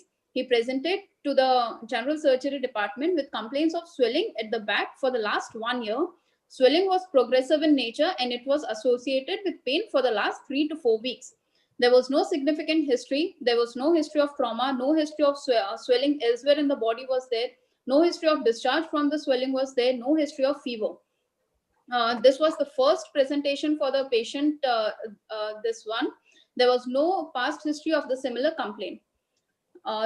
In local examination, a single globular shaped pedunculated mass was seen over the back in midline, which was approximately 3 × 2 centimeter in size. It appeared nodular in surface. Skin over the swelling was normal and borders were irregular. There was no warmth over the swelling, no tenderness was there over the swelling. The swelling was firm in consistency, and it had a stalk which was approx 1 cross 0.5 centimeter in size. These are the images, the first two images above, they are the pre-op images of the case. After the history and the clinical examination, all the basic investigations were done, and we thought the swelling to be a papilloma, and hence we proceeded with the surgical of excision and biopsy of the swelling and send it for HP examination. So excision and biopsy of the swelling was done all around the stalk of the pedunculated mass. The sample was sent for HPE. HPE showed a circumscribed tumor consisting of spindle cells with elongate wavy nucleus and tapering ends, and eventually the final HPE was given to be a neurofibroma. This is the biopsy report which came features consistent with neurofibroma. In the discussion part, neurofibromatosis, usually it is a genetic disorder that causes tumors to form on nervous tissue. These tumors can develop anywhere in the nervous system, including brain, spinal cord, and nerves. There are usually three major types of neurofibroma, which is cutaneous, spinal, and plexiform. The tumors are usually benign, but sometimes it can go in for malignant transformation, and the symptoms are usually mild to moderate. The biggest risk factor for neurofibromatosis is a family history of the disorder, which was not present in our case. About half of people with NF1 and NF2 inherited the disease from the affected parent. In my case, the patient's parents, they had no history of neurofibromatosis. Neurofibromatosis 1 and 2 both are autosomal dominant disorders, which means that any child of a parent with the disorder has a 50% chance of inheriting the genetic mutation. Neurofibromatosis is caused by genetic defects that can either be passed on by a parent or occur spontaneously at conception. The specific genes involved depend on the type of neurofibromatosis, that is NF1 and NF2. NF1 gene is located on chromosome 17. This gene produces a protein which is called as neurofibromin that helps regulate the cell growth. The mutated gene causes a loss of neurofibromin, which allows the cells to grow uncontrolled. An NF2 gene is located on chromosome 22 and produces a protein called merlin, which suppresses the tumors. The mutated gene causes a loss of merlin, which leads to uncontrolled cell growth of the tumors. Dr. Megha, you can conclude. Your time Okay, is sir. Okay, sir. Neurofibroma, it is a benign tumor of the peripheral nerve sheath, which is characterized by proliferation of Schwann cells, perineural cells, and endoneural fibroblasts. Different types of neurofibromas can be distinguished, as already explained. Like it can be cutaneous, spinal, or plexiform. A diffuse neurofibroma is ill-defined and diffusely infiltrates in the dermis and subcutaneous tissue, which often extends along the connective tissue septa. Despite its infiltrative growth, it does not destroy the normal structures. And MRI, that is magnetic resonance imaging, is the investigation of choice because it provides better defined anatomic relationships between the neurofibroma and the adjacent tissues such as muscular, vascular, and neural structures. Although malignant transformation of neurofibroma is a well-established phenomenon in patients with NF1, it rarely occurs in a solitary neurofibroma. Like our patient, my patient is on regular follow-up. Sorry, your time is up. Okay, sir. So just after this, the treatment only, sir. We did excision biopsy for the treatment. For large neurofibromas, usually partial or complete surgical excision. You've already told us the treatment. So that's it. So Dr. Megha, you tell us what is the purpose of this presentation? Why have you chosen this topic to present? What is the message you want to give it to us? So sir, like in our case, sir, we were not sure that the swelling, we just took it to be a papilloma, sir. But when the that can happen. So all these diagnoses are pathological diagnoses. So you had a subcutaneous swelling and you excise, and which on histopathology turns out to be neurofibroma. Yes, sir. So what is the carry-home message, or why you chosen this paper? So because for neurofibroma, sir, screening is very important, sir. Like family screening is very important in cases of neuro. Thank you. Yes, thank you, Dr. Megha. Thank you, sir. Our next presenter is Dr. Yusuf Ahmed on Hurtle cell neoplasm. Just a minute, Satbir, just a minute. Yes, sir. Megha is there? Yes, sir. Megha is there. Megha yes, is sir. in Yes, hearing. sir. can you ask something? Can I ask you something? Sure, sir. Are you anywhere attached with Jharkhand? Sir, no, sir. Yes, I. Acha, Uday, I have permitted. We can discuss it later. So let's stop it, Uday. I permitted. So interstate. So we'll discuss it later off the line, Uday. Okay? Okay, sir. You discuss with me, or you can phone me right now. I'll explain. She has presented very well, and all the presentation has Her been presentation approved. was very good. It's all I right. had All good wishes. You talk to me, Uday, offline. Let's not talk that. Okay, continue with the next Dr. one. Yusuf, please Thank you, sir. start sharing your screen.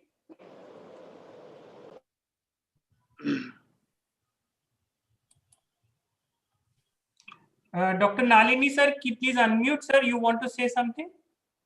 Please unmute, sir. Dr. Nalini sir, please unmute.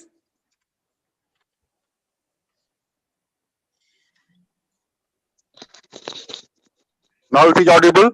Yes, sir, it is audible, sir. Oh, it's all right. Okay. Okay, thank you, Okay, sir. okay, go on. Dr. Yusuf, please carry on with your presentation.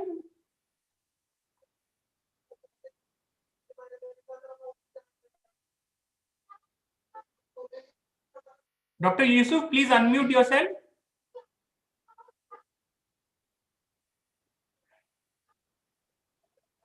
Dr. Yusuf, please unmute yourself.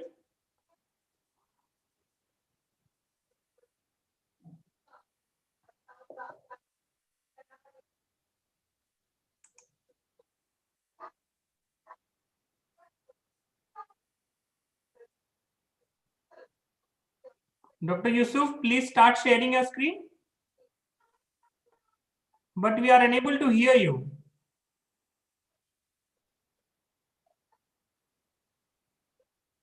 Come back to him later if he is not able to. It is Yes, an sir. audio problem.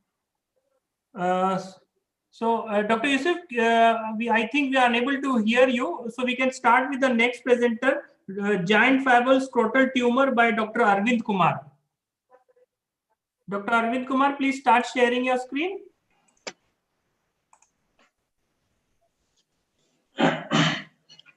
Hello, am I audible, sir? Yes, you're audible. Please start sharing your screen. But it says that you cannot start screen while the other participant is sharing. Yeah, please start sharing your screen. Dr. Arvind? Hi, sir. Please start sharing your screen. Yeah. Yeah. Please make it full screen. Satvir? Yes, sir. Satvir? Very welcome, sir. Dr. Rakesh Srivastava is here in our hall.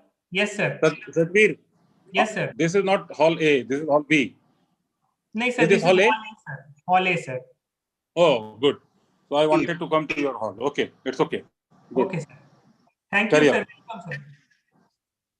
Hi, welcome, RP. Hello. Hello. So can I start now? Yeah, start. Oh, to me, oh, good. Hi, dear. Hi. Oh, sure. You can start. let's We'll see. give you grace. Hi. Chalo. We'll give you grace. Right. Good evening to everyone. I'm going to present the case of a giant fibril scrotal tumor. I'm Dr. Arvind KR, third year junior resident, and my guide is Dr. Closer in the mic. Unit Chief, Department of General Surgery in the RIMS Ranchi. Lymphatic filariasis is a major health problem caused by nematodes Wuchereria bancrofti, Brugia malayi, and Brugia timori. It is transmitted to humans via mosquitoes. This disease is both emotionally and physically disabling, leading to many socioeconomic problems. This has a variable presentation. In India, it most commonly presents as a secondary vaginal hydrocele with an associated epididymo-orchitis. Filarial scrotal tumor occurs in long-standing scrotal swellings. My case report is a 45-year-old male patient with complaints of a huge scrotal swelling for about 20 years. He presented with difficulty in walking. The swelling was insidious in onset and progressive to reach the present size. There was no history of pain, trauma, or any discharge from the swelling. No history of any other swelling in the body, and no history of any consumption of other drugs. On examination, an ovoid non-reducible scrotal swelling of size 45 to 30 centimeter was found. Penis was buried inside the scrotal swelling. Skin over the swelling was thickened and irregular. It was firm to hardened consistency. Get above the swelling was positive. Thickened cord was palpable, and testis was not palpable distinctly. A provisional diagnosis of scrotal filariasis was made based on the history and endemicity in this part of India. Then we planned for surgery, and we did a surgical excision of the scrotum with preservation of both the testes in the thigh pockets, followed with reconstruction using partial thickness skin grafting under spinal anesthesia. And it was sent for, the resected specimen was sent for histopathological examination, which revealed fibrocollagenous tissue with non-specific chronic inflammatory changes, epidermal thickening, dermal fibrosis, and calcifications. Scrotal filariasis is endemic in Asian and African countries. The various causes includes infection, neoplasm, inflammation, and many congenital conditions which causes lymphedema. The varying presentations of scrotal lymphatic filariasis are lymphangiectasia, hydrocele, varicocele, testicular abnormalities, epidermal abnormalities, bilateral inguinal adenopathy, scrotal lymphangitis, and filarial scrotal tumor. Lymph scrotum always occurs in the patients with a previous history of filariasis that are characterized by lymphangitis. In few cases, there has been identification of microfilaria in FNAC of testis done in patients with primary infertility. The best and most sensitive method to diagnose lymphatic filariasis is by detecting circulating filarial antigen in the blood. It can be done by ELISA immunoassay or other rapid tests. Scrotal ultrasonography can identify the filarial Dan sign, which indicates the presence of adult worms in the lymphatic vessels. A combination of albendazole and diethyl carbamazine was distributed in endemic areas via mass drug administration programs can be given. Ivermectin is also another drug used in the treatment. Conclusion is mainly preventive measures such as the mosquito control programs as well as implementing plans such as water, sanitation, and hygiene has been effective. And as WHO has given mass drug administration programs to reduce the transmission and eliminate filarial infections. Public health measures such as patient and community education to destigmatize the disorder can be helpful, and also to reduce the morbidity caused by filarial hydrocele. Surgery is indicated only when the skin of the scrotum is thickened and there is discharge of lymphatic fluid called lymph scrotum. Testicular involvement is seen very rarely, and orchidectomy will be rarely needed depending on the damage caused by it. Thank you. Thank you, Dr. Arvind. Yeah, Dr. Saab, but I would have really loved if you would have shown how you went ahead saving the penile skin and what you did to the penis, and what was the post-operative period. Did you had a lot of lymphoria subsequently, and what happened would have been a very interesting thing. But you just made a very brief kind of passing remark on that. Could you tell us a little more on that? Follow up. What happened after you excised it? We made a U-shaped incision just below the in the scrotum to remove the extra tissues that was present in the scrotum. Testis was preserved in this case, as there was no any damage or any addition to it. It was viable. Any post-operative lymphoria? You had lymphoria post-operative, and the wounds healed. Lymphoria was present. We had put drains. Okay, thank you. Thank you. Thank you. So our next presenter is Dr. Naveen Kumar Saha, and he will be presenting on a post-traumatic penile amputation, a rare case and a surgical emergency. Dr. Naveen, we are unable to hear you. Please unmute yourself. Dr. Naveen, please unmute yourself. And please start your presentation.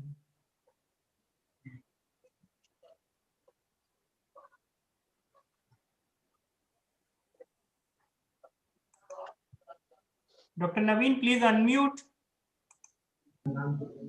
Yes, we are audible. Please start.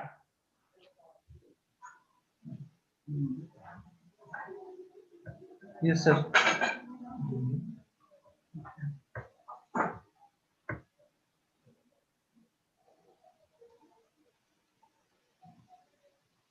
Thank you, sir. Good evening, everyone. Good evening, sir. Myself, Dr. Naveen Kumar, sir. My guide is Dr. Mrityunjay Sravgin, co-guide was Dr. Anjay, sir. My topic for my poster is post-traumatic penile amputation, a rare surgical emergency. Introduction. Although penile amputation is a rare urological emergency, it carries major functional and psychological consequences in regards to patient overall quality of life. Among the hospitalized patients, the admission rate of genitourinary trauma patient has been assumed with 2 to 10%, and 1 to 1/3 of them are found to have injury on external genital. Male is prone to having more external genital injury, more frequent than female, because male is exposed to more violence or extreme exercise. Total penile amputation is an uncommon penile injury. However, about 87% of the patients reported having psychiatric symptoms. Self-amputation of penis is known as Clincer syndrome. The extent of self-mutilation varies its severity from superficial injury to total amputation or total emasculation. However, the injury has been also described secondary to the domestic violence, other criminal assault, and accidental trauma. Nonetheless, the incidence of traumatic penile amputation remains low, limiting our understanding mainly to the case report and reviews. Notably, the largest case report series comes from the Thailand, which developed much of the early understanding of injury and management. Case report: we have reported a case of 20 years old male presented in emergency with edema of penis and glass with blackish infiltration of the scalp of penis after 72 hours of trauma with concrete mixer machine. Following the injury, there is a severe pain on the penile region and urinary retention. On outside of the periurethral catheterization is attempted but not possible. So suprapubic catheterization was done. On local exploration, skin color changed to black, and there was a complete loss of muscle of penis and penile urethra, with remaining 1 centimeter of penile stem with intact penile muscle and urethra. Figure 1 showing the at the time of presentation. On exploration, there is complete loss of penile. Figure 2 is showing the at the time of exploration, the complete loss of muscle and complete loss of urethra. Discussion: the first case of microscopic penile reimplantation was reported in 1926 by Eldridge without repair of neurovascular structure. The fallacies were reduplicated by year 1977 due to the advancement of microsurgical technique. Regardless of technique, the two primary objectives of treatment of any penile amputation are preservation of penile length and maintenance of erectile function, where well as voiding of voiding function. Replantation of penis depend on the condition of stump and amputated segment. If wound condition is amputated site are not favorable, development and closure of stump followed by secondary reconstruction favorable. Conclusion: early presented penile amputation can be treated by micro replantation procedure with good result and minimal post-operative complication. If micro implantation cannot be performed, then corporate retreatment can be done. In my case, penis was a non-salvageable state. Complete removal of infiltrated tissue with fixation of urethra with the remaining penile stump was done. Figure 3 is showing the remaining stump of penis, and figure 4 the amputated segment of penis. References. Thank you. Thank you, Dr. Naveen. Can we have some questions, please? Dr. Naveen, you talked about in discussion about reimplantation of penis, but you not done anything like this. So why you included reimplantation? It was basically a necrotic penis which you have excised. So why did you talk about in discussion about microvascular and reimplantation of penis and all? Sir, if a patient come early, no, but this patient has not come early, so we'll restrict ourselves to the case which has come to you. Yes, so in a necrotic penis, there is no microvascular reimplantation. Yes, sir. Yes. Yeah. Okay. Yes, sir. Thank you. Thank you, Dr. Naveen. Our next presenter is Dr. Arun Mozi, and he will be presenting on symmetrical peripheral gangrene due to ergot poisoning, a rare case. Please start sharing your screen, Dr. Arun Mozi.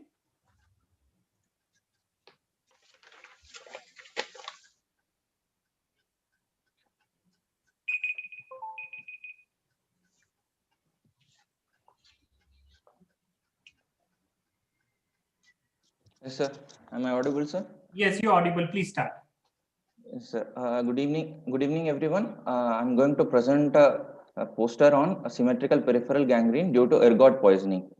My guide is Professor Dr. Mrityunjay Sravigis, sir, Unit Head, Department of General Surgery, RIMS Ranchi. Introduction. Symmetrical peripheral gangrene is also known as purpura fulminans. It's a rare clinical entity where two or more extremities are involved without obstruction of large vessels or vasculitis. It usually affects the fingers and toes. Case report, a 20-year-old female presented on the 20th post-operative day after undergoing emergency LICS for IUD. She had complaints of high-grade fever with abdominal pain and vomiting from 28 weeks of gestation, for which she went to a local hospital, and subsequently there she was diagnosed to have an IUD with preterm labor. She underwent emergency LICS for the same and discharged on the 5th post-operative day. In the post-operative period, she had severe abdominal pain and pervaginal bleed, for which she consulted a local practitioner who gave her a handmade, self-made preparation of medication, which she consumed for 3 days, and this is suspected to be ergot alkaloids. 1 day after consumption of the medication, she was relieved from the complaints like pervaginal bleed and pain, but there was one burning sensation in all the toes of both feet. Patient presented to us with blackish discoloration of both foot up to the ankle and tips of middle and fourth finger of left hand since past 10 days. She also had complaints of fever, which was high grade and intermittent. Patient's mother also gave history that patient had multiple episodes of irritability and she was speaking confused words in the postpartum period. There were no history of any seizures or syncope, and patient has no history of smoking. On examination, dry gangrene of bilateral foot was present extending to just above the malleoli. Dry gangrene of tips of third and fourth fingers of left hand were present. All the peripheral pulses were palpable except the pulse was absent in bilateral posterior tibial, anterior tibial, and dorsalis pedis and ulnar artery of left hand. Investigation, a thorough investigation was done, which included CT angiogram, which showed a non-opacification of bilateral dorsalis pedis and plantaris arteries, and there was no evidence of vasculitis on imaging. Ultrasound Doppler of bilateral upper limbs were normal. Evaluation for underlying autoimmune diseases, antiphospholipid antibody syndrome were negative. Serologists for scrub typhus, leptospirosis, and Weil Felix test to rule out infectious vasculitis were negative. No underlying procoagulant state was seen on investigation. Her PTINR was normal. Skin biopsy from purpuric lesion. Time आप बेकार लेते हैं because आपको time पे कोई नहीं phone जब आना होगा फोन कर दीजिए ठीक है. Skin biopsy from the purpuric lesion in the left forearm to rule out small vessel vasculitis was also negative. Finally, treatment given. Initially, she was managed with antibiotics and conservative management was done, and she was sent home for demarcation to develop and reviewed after 20 days. After 25 days, bilateral below knee amputation was done and disarticulation of third and fourth finger of left hand at the distal interphalangeal joint was done. Post-operative period was uneventful. This is the image of the gangrene. The first image shows the gangrene of tips of third and fourth fingers of the left hand, and second image shows the gangrene of both foot till the ankle, and third one is a post-operative image. Discussion. Symmetrical peripheral gangrene carries high risk of mortality and morbidity. Early diagnosis and prompt management should be done to limit the disease progression, and medico-legal aspects regarding the amputation should be kept in mind while doing the treatment. Symmetrical peripheral gangrene mainly affects the fingers and toes. Rarely it can affect the nose, earlobes, or genitalia. It may manifest in conditions associated with sepsis, low output states, vasospastic conditions, hematological malignancies, or in hyperviscosity syndrome. The most important poor prognostic factor is the presence of leukopenia. Conclusion. Treatment in case of symmetrical peripheral gangrene should not only be focused on the affected gangrenous parts. Underlying pathology should be of main concern, and treatment for the underlying pathology should be done. Thank you. Thank you, Dr. Arun. Thank you. What treatment of the underlying pathology you have done in this case? Sir, in this case, it was due to poisoning of ergot, sir, which causes vasoconstriction and it has led to the gangrenous, sir, and gangrenous limited to the till the ankle joints, sir. You had gangrene and you excised the necrotic tissue. Yes, sir. That's it, na? Yes, sir. But you said it's very important to treat the underlying condition and all. Sir, Okay. if it is due to other causes, then No, we are talking of this case only, the case you are presenting. Yes, sir. Yes, sir. Okay. Thank you. Can you tell how do you get ergot poisoning? Sir, ergot alkaloids are usually used for to improve uterine contractions, sir.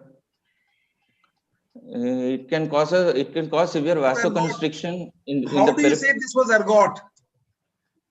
Sir, it is suspected to be ergot poisoning, sir. As the patient had complaints of irritability and confused words, and the treatment given controlled her pervaginal bleed, sir. So it is suspected. All other causes were ruled out, and it was suspected to be ergot due to ergot, sir. Is there any definite diagnosis way to diagnose ergot poisoning?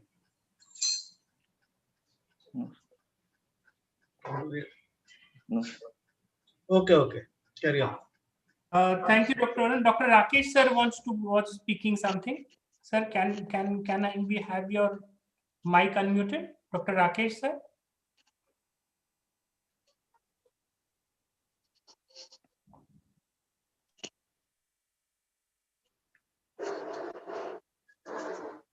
Okay, so we have our next presenter, Dr. Krishna Kumar, who will be presenting on vascular complications due to cervical rib, a rare case report. Please start the presentation.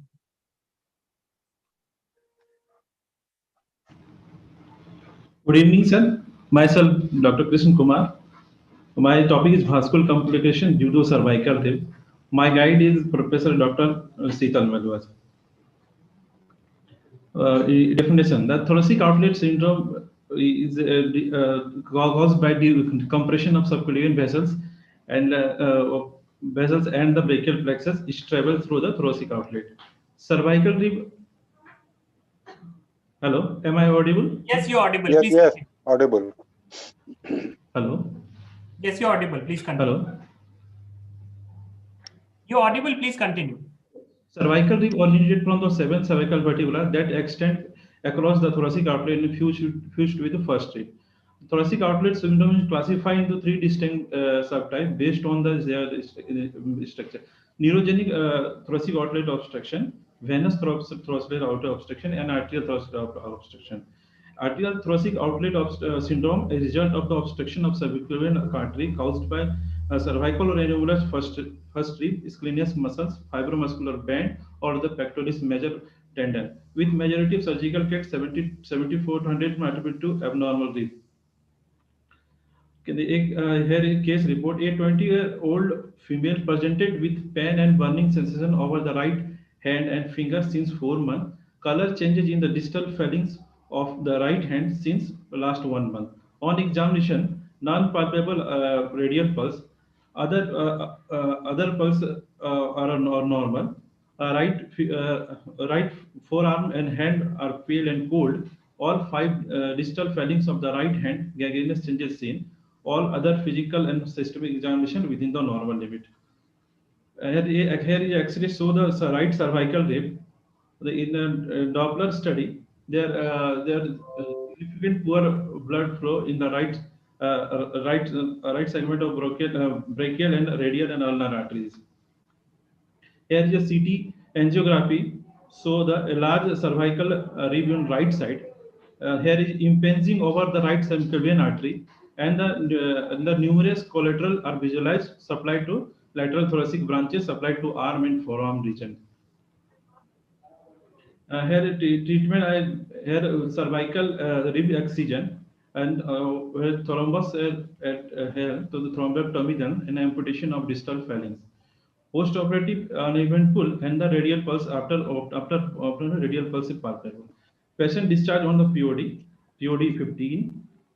That is here discussion. Cervical is a congenital anomalies. Incidence about 0.05% to 3%. Commonly it is bilateral often unilateral. Chronic arterial complication leads to claudication, thrombus formation, possible embolization. Atrial thoracic outlet syndrome was remain asymptomatic until embolization is occurred.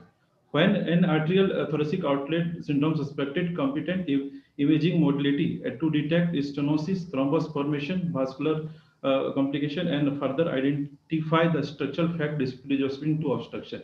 In this case, symptom and sign hand and finger pain, coldness, and absence of distal pulse, and delay capillary feeding.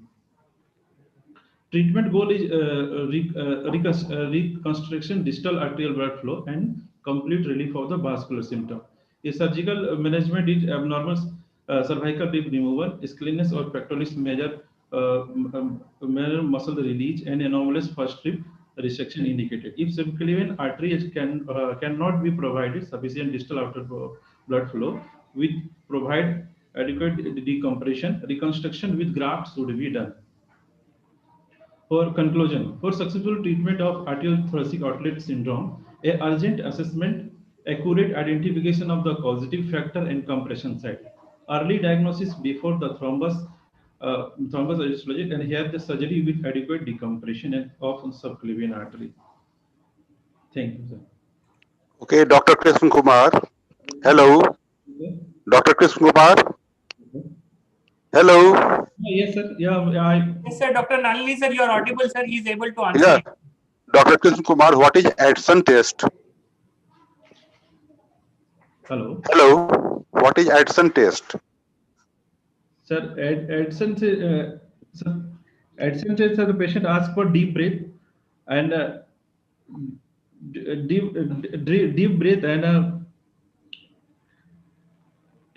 on deep inspiration and face turn to their side of lesion. Their right side region, which pulse is not palpable, then Edson test positive. Anyway, thank you. Thank you. So our next presenter is Dr. Palvit Pallav, and he will be presenting on giant congenital melanocytic nevus. Please start sharing your screen. Okay, sir.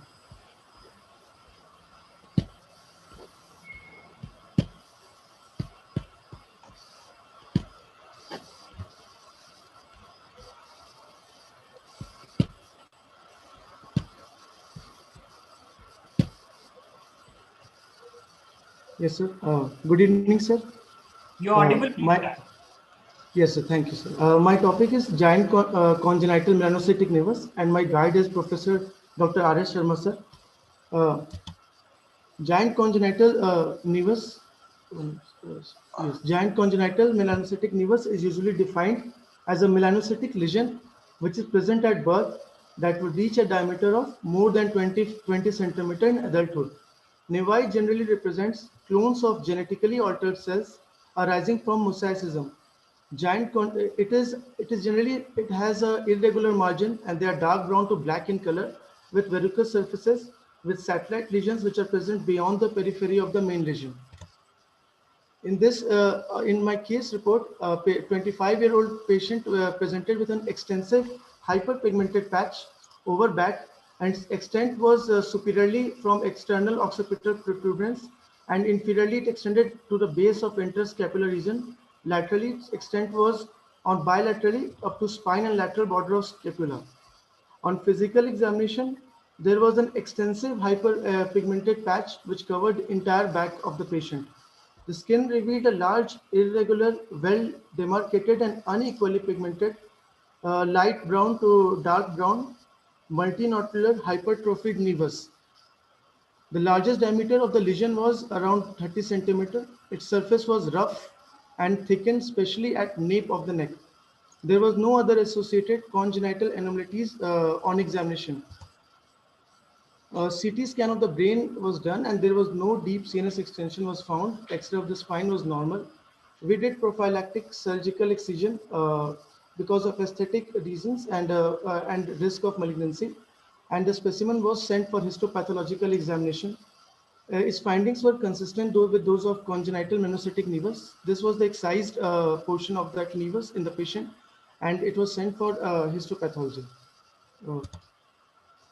Coming to the discussion, then generally it is congenital melanocytic nevi are pigmented skin lesions formed by epidermal and dermal derived nevi cells, also known as melanocytic cells. It can be present at birth or may develop after a few weeks of life. GCMN or giant congenital melanocytic nevus differs from acquired form of melanocytic nevus by its presence at birth, tendency to increase in size, and risk of malignant transformation. They are classified according to their sizes as small, which is less than 1.5 centimeter, medium or large. Large is also known as giant nevi, which is more than 20 centimeter. Equal prevalence exists in males and females. GCMN are thought to be due to spontaneous mutations or during the fetal development, but in some families there is frequent appearance of lesions suggesting that they may be genetically inherited. Culture of melanocytes has been done and chromosomal rearrangements at 1p or 12p and 19p has been found. There is a risk of malignancy if size is more than 50 centimeter, axial location involving trunk, head and neck, if there is presence of multiple satellite lesion, or if there is presence of dark patches, if there is blue nevus components. Radiographic imaging of brain is needed to evaluate the melanocytic deposition in CNS. Treatment varies from surgical excision, which is prophylactic, to laser therapy. Concluding my case report, it is a rare condition characterized by large skin lesion, and there is increased risk of complication. One of the most dangerous is neurocutaneous melanosis and malignant transformation. Thank you, sir.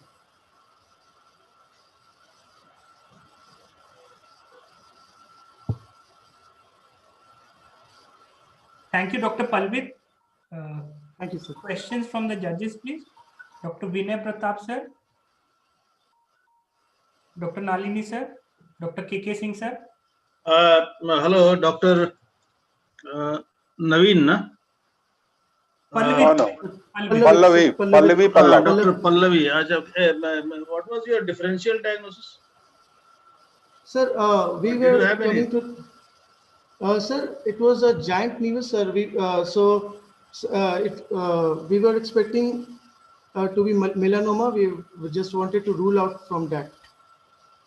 And the history was given to be since birth and it was increasing in size. So just to rule out melanoma, we did the surgical excision. So how did you clinch your diagnosis? Sir, by histopathological and through history. Okay, histopathological examination, sir, it was consistent with, sir, nevus cells were present at dermo-epidermal junction as well as endodermis. So it was confirmed to be a giant congenital melanocytic nevus. Thank you, sir. Thank you. Thank you, sir. So our next presenter is Dr. Indu Shekhar, and she will be presenting on multiple lipomas due to pregnancy, a case report. Please start sharing your screen, Dr. Indu.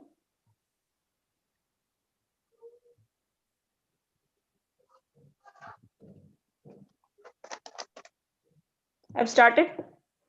Is it showing? Yes, it is visible. Please start it from the beginning.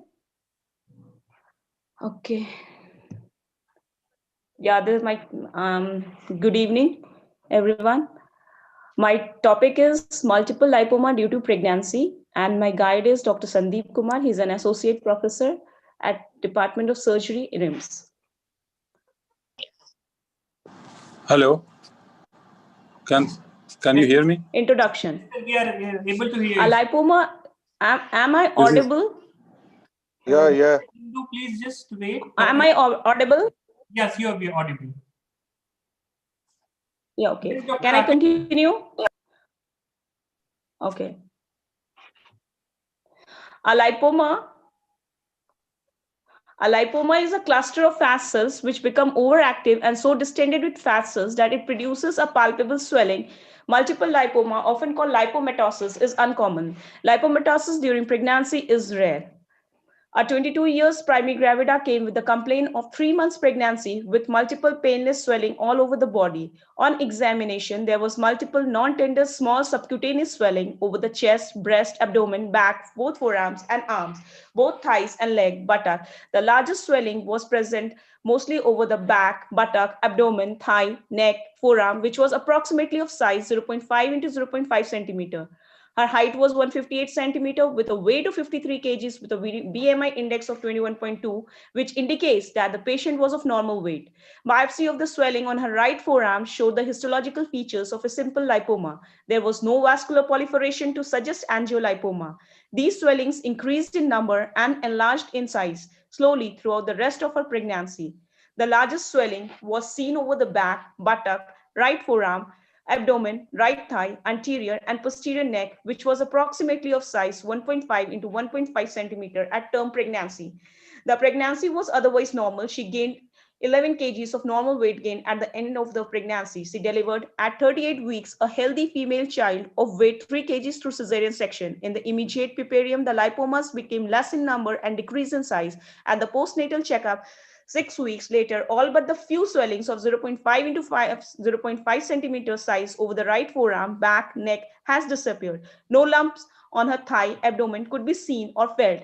So far as she knew, none of her relatives had multiple lipomas. Discussion. Lipomas are slow-growing benign tumors of adipose tissue. Multiple tender lesions, especially if there is a family history, are characteristic of angiolipomas. Her lipomas were not tender, and she has no family history, and histological findings were not consistent with angiolipomas.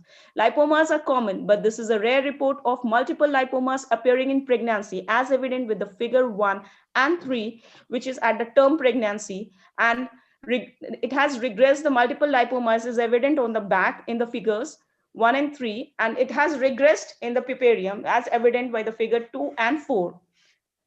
During the pregnancy, hormonal changes produces a reversible increase in the fat content of the cells of the pre-existing tumors. There is an increase in the peripheral blood flow in pregnancy, causing an alteration in the water content of the already existing, though impalpable tumors. Adipose tissue, morphology, and function undergoes comprehensive changes during the pregnancy. There is an increase in the body weight and fat mass gain normally. Normal weight women have increase in the mean adipocyte size and a high proportion of last cells under the influence of the hormonal changes, especially the increased level of estrogen and progesterone. Conclusion. Multiple lipomas during pregnancy is rare. Hormonal changes and altered physiology during pregnancy is responsible for making previously impalpable lipomas evident. These lipomas, which appear during pregnancy, eventually regresses in puerperium and later on by itself as the correction of the hormonal levels and the physiology of the body. The references, and thank you. Thank you, Dr. Indu. Can I have some questions, please, from our respected judges? What is the take-home message, Dr. Indu? The take-home message is that multiple lipoma during pregnancy is very rare. Almost there is one case reported in 1979. And this was, I don't know, but I came across this case. So take home message. Dr. Indu is asking take home message, not the rarity. Okay.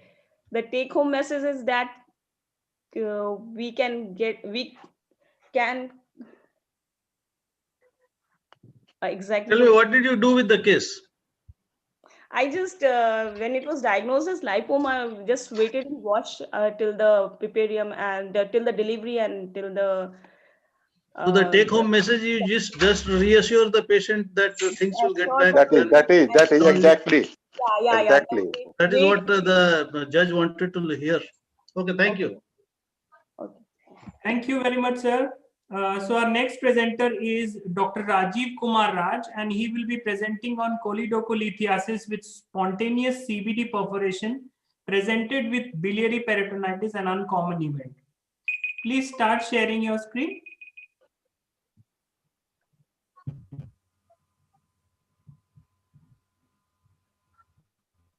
Dr. Rajiv, please unmute your mic. Yes, sir. Yes, sir. Yes, sir.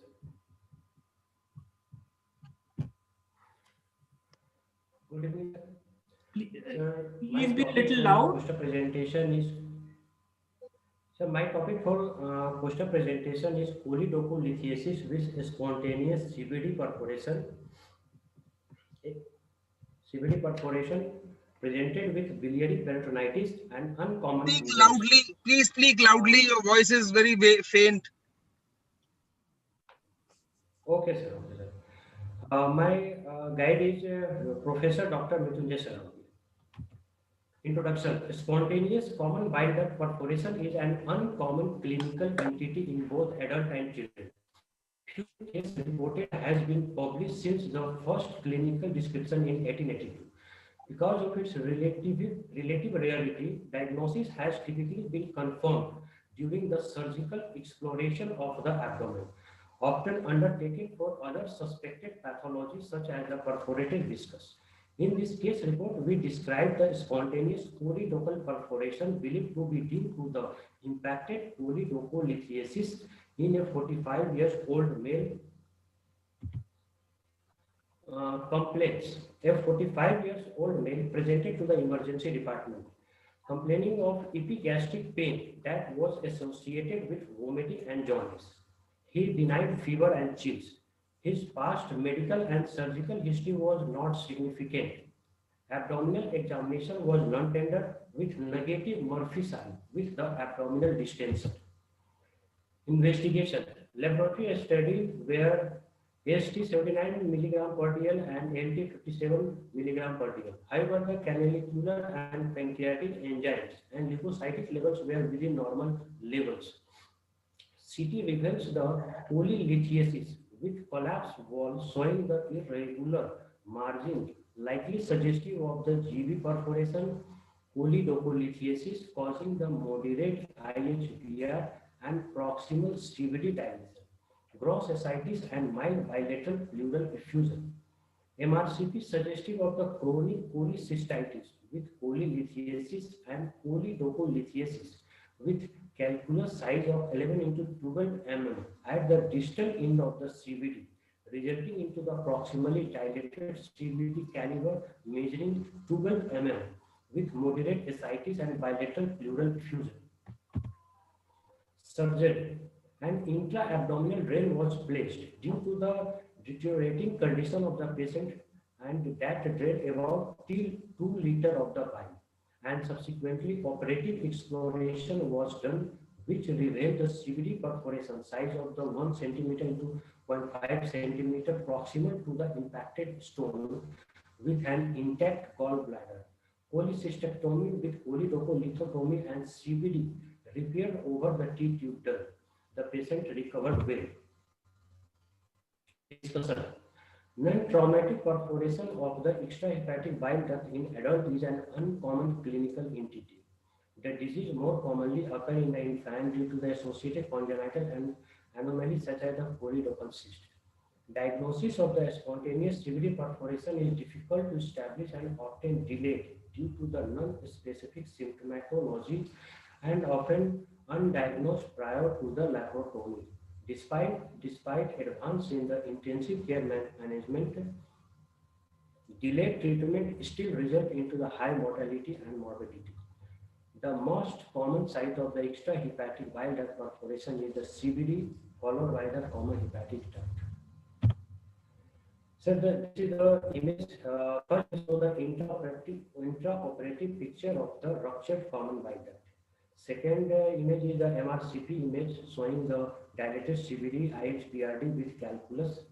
And the image third is the CT image showing the suspected gallbladder perforation with the right subdiaphragmatic connection. Conclusion.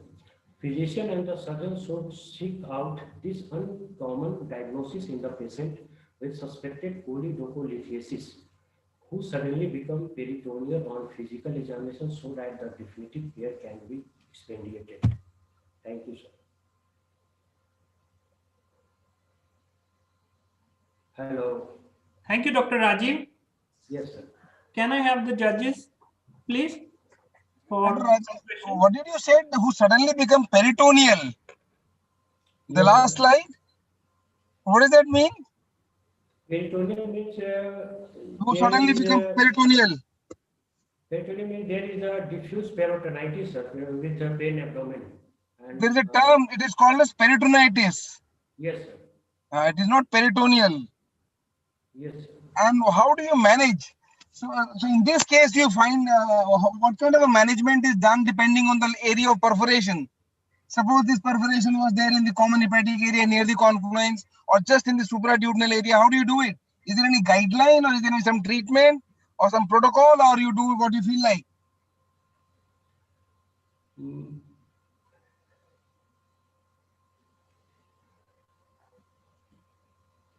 Thank you. Thank you, Dr. Rajiv. Okay, sir. So our next presenter is Dr. Chandan Kumar, who will be presenting on an unusual perforation of colon by a fish bone. Dr. Chandan, please start sharing your screen.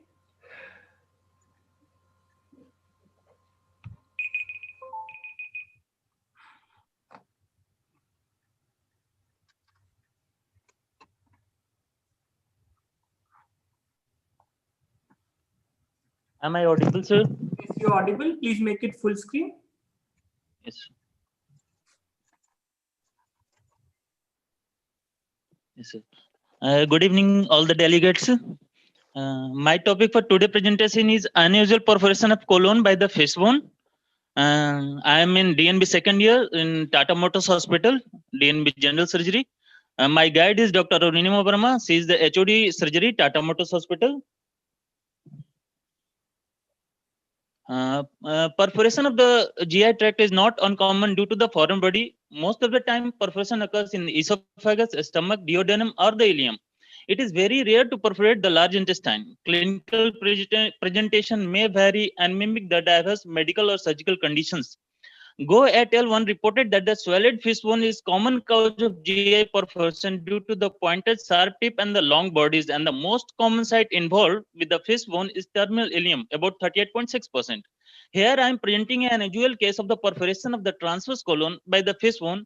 Only a few case reports available.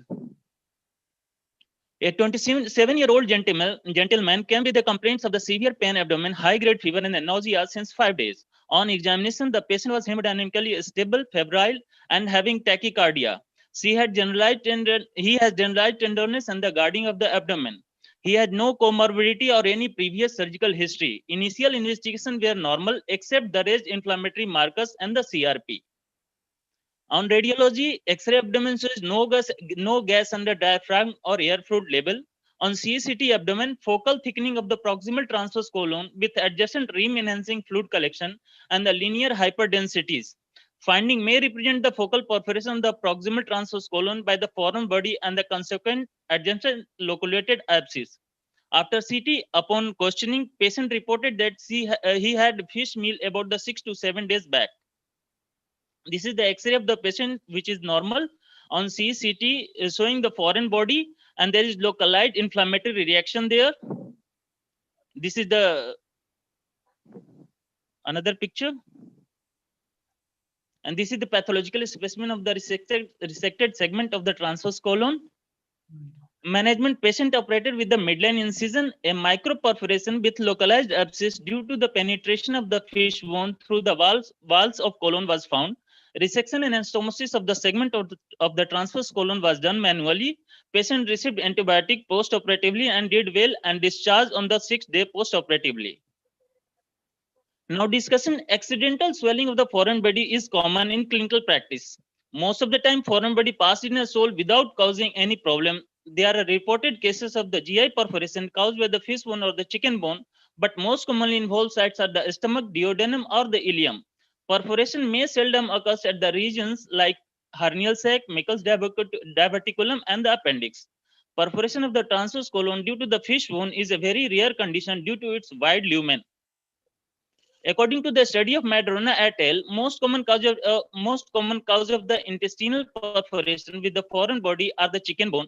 Chow et al. Reported that the swelled fish bone are the most common cause of the intestinal perforation with the foreign body in Hong Kong. Go et al. Also reported that the swelled fish is the most common cause of the GI perforation of their pointed sharp tip and the long bodies. And the most common site involved is terminal ileum, about 38.6%. Coulier also reported perforation is the most commonly involved in the angular region, like the distal ileum, where lumen is the most narrow. Conclusion, this case emphasized the importance of the considering colonic perforation caused by the foreign body is the differential diagnosis of the acute abdomen, although it is very rare. I am thankful to the Dr. Prasanna Dora, Dr. Neeraj, Dr. Swastika, Dr. Soma ma'am, and Dr. Vikas sir, and Sister Raji and Sister Mary. These are the references, and thank you. Thank you, Dr. Chandan. Hello, Dr. Chandan. Yes, sir. I got a similar case when I was RSO in the Jawaharlal Nehru Medical College Hospital. Yes, sir. You said that there was no gas under the diaphragm. Yes, sir. What was the reason? Sir, because it is localized into the micro perforation, so momentum has sealed the perforation and this localized abscess formation started. What I got in my case, that the fish bone was snugly fitted at the perforated site, and there was no gas under diaphragm in my case too. Anyway, thank you. Dr. Chandan, yes, sir. How many days Yes, before the patient had ingested fish? About 6 to 7 days, sir. I asked, then he told me that before the admission, about 6 to 7 days, he took the fish meal in the night. And after 1 to 2 days, he has started the mild pain, which is later becomes the progressive, pain becomes progressive. So, how long does the fish bone take to reach the colon? Sir, it may take 48 hours about. So the symptoms started when? About 2 days later, sir. Okay. Thank you, Dr. Chandan. Thank you, sir. Thank you, everyone. So I also had a similar case. There was an 18-year-old female who ate some amount of nails because she had a fight with her father, and she was admitted in our hospital for more than 7 days. But luckily, she passed all the nails through the stool, and we did not have to do anything for that patient. Lucky fellow. Yeah, lucky. Yeah, she was really lucky. I have all the cases. I have presented in a national conference once about. And the surgeon was also lucky? Yes, sir. So our next presenter is Dr. Soumya Verma. She will be presenting on malrotation of gut in an adult with cecal volvulus. It's a case report. Please start sharing your screen, Dr. Soumya. Yeah.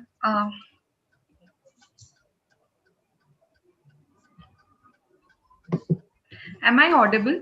Yes, you're audible. Yeah. Good evening to one and all. I am Dr. Soumya from MGM Aurangabad. I'm junior resident 2.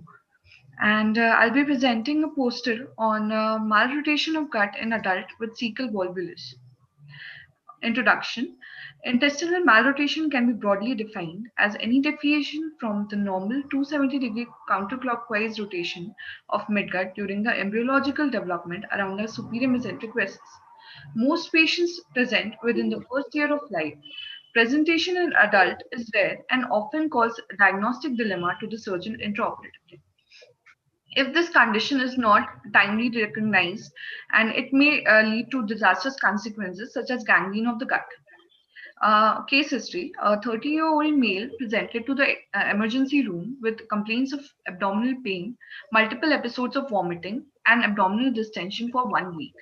It was associated with nausea and vomiting, and he also gave history of not passing of stool and flatus since 5 days.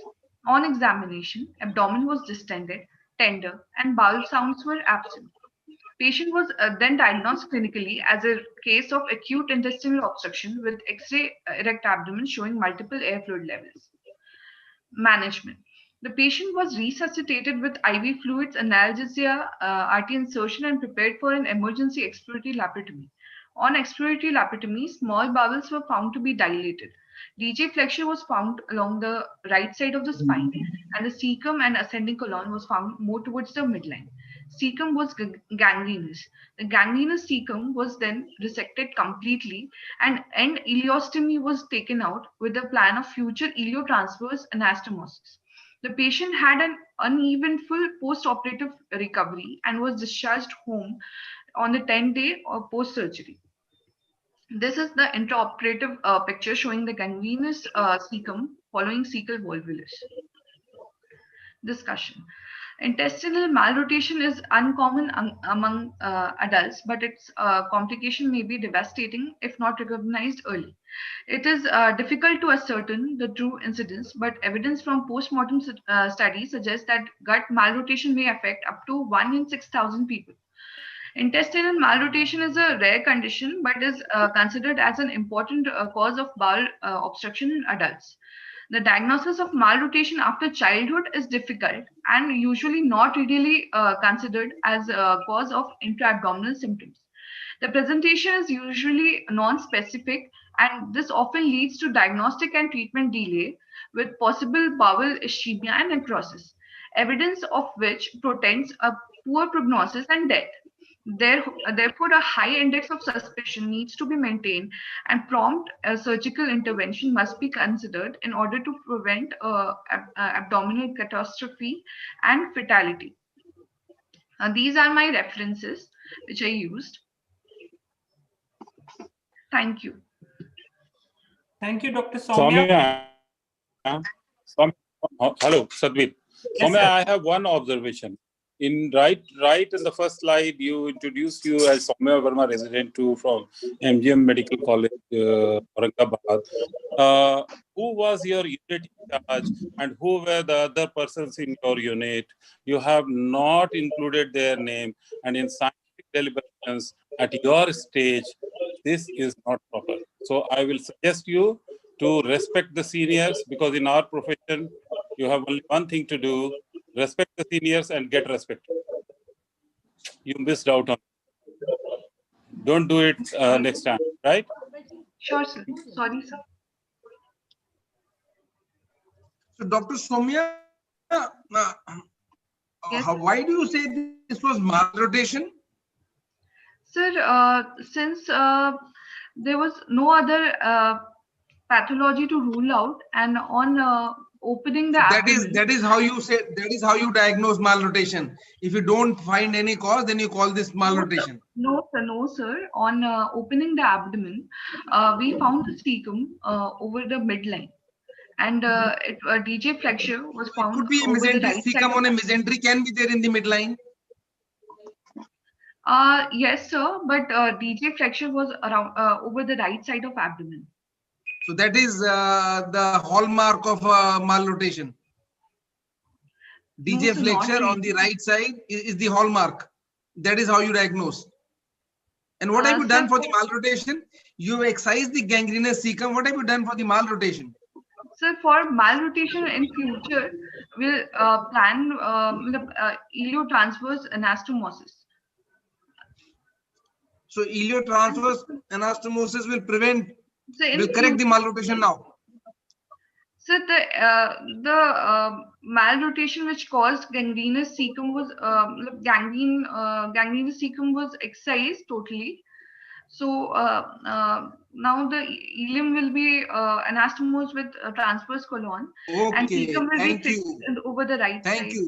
Thank you. Thank you, Dr. Soumya. So we have our next presenter, Dr. Shubham Anand. He will be talking about fibrosarcoma of hip, a rare case report. Please start sharing your screen, Dr. Shubham.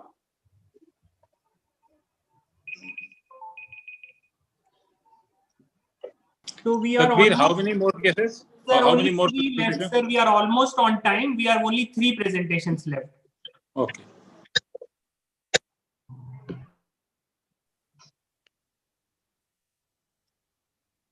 Dr. Shubham, please share your screen. Yes, sir.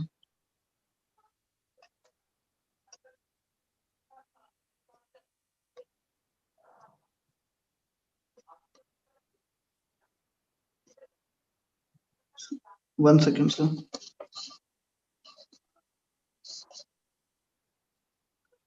Sir, it is telling.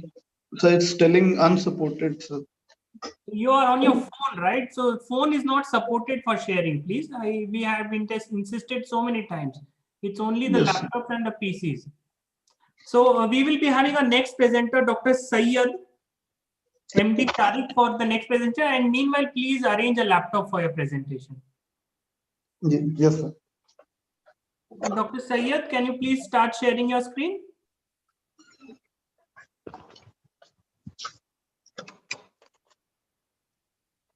Okay. I'll start, sir, just a minute. Yeah, please.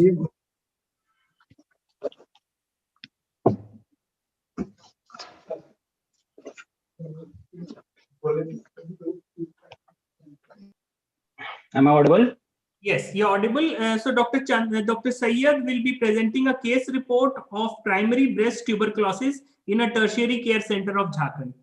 Please present the case. Good evening, everyone. Myself, Dr. Syed Mohammad Sharik. I am junior resident, third year in RIMS Ranchi. And my guide is Professor Dr. Mrityunjay Sarawgi, sir, who is also unit head. So I'll present primary breast tuberculosis who came in our OPD. Tuberculosis of breast is a rare occurring disease. It is,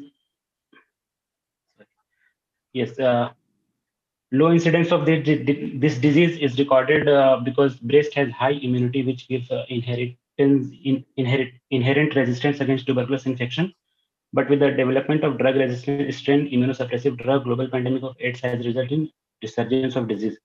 This disease mostly affect the reproductive age group of women between 21 to 30 years, and rarely after that and before that.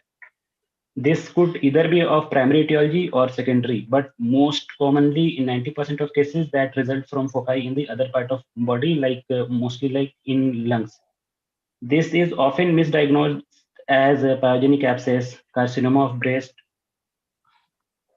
About my case, the lady presented with a complaint of lump in breast, in her right breast in upper outer quadrant since 3 months, which was also associated with pain. And she had no complaint of fever, cough, or any recent weight loss or loss of appetite. So we did the examination in our OPD. On examination, her right breast was a little bit because of lump in her upper outer quadrant of right breast. The both of breast was not symmetrical, and lump was present in upper outer quadrant of size approx 5:5 centimeter, which was also tender. No lymph node were palpable in her axilla, and she has no other systemic complaint. On examination, the lump was also fixed to breast tissue. In examination, her hemoglobin was normal, count was raised, basically lymphocyte was raised, serology was negative, ESR was increased. MON2 test was also positive. We did the X-ray of chest, mammography, CT scan of chest, X-ray, mammography, both showed the calcification. In CT of chest, soft tissue mass was with calcification was present in right breast. In breast ultrasound, there was single hypoechoic lesion of 5 centimeter in her right breast. So we did the FNAC when the patient presented first in our OPD.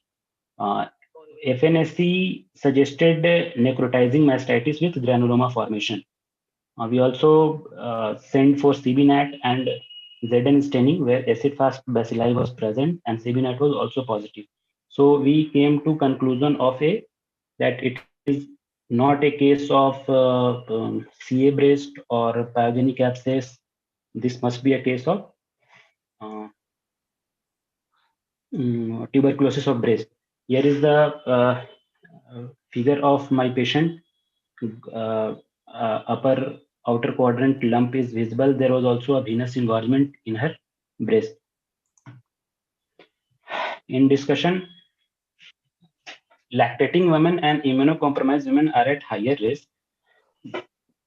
The most common clinical presentation is painful lump with abscess, or maybe fistula may be present or may not be present. In approximately 20% of cases, fever, malaise, night sweat are present, which are the symptoms of tuberculosis. Although we know MON2 test doesn't provide the definite diagnosis, so and gold standard is ZN staining. We did FNAC as well, and which shows the epithelioid cell granuloma necrosis that helped us in making definitive diagnosis. We also did the biopsy. Hello. Yes, you're audible. Please continue. Yes, yes. So we did not go. We straight away we went for anti-tubercular therapy. We gave her a regime of 4 drugs for 2 months of intensive phase and continuation phase of 2 drugs for 4 months. And after in the meanwhile, she came in follow-up for 3 to 4 times. We did the regular examination and follow-up. The patient was quite okay with TT therapy, and we also kept in check. The patient has no complaint. In after 6 months, the lump was also diminished, and patient was well okay with that.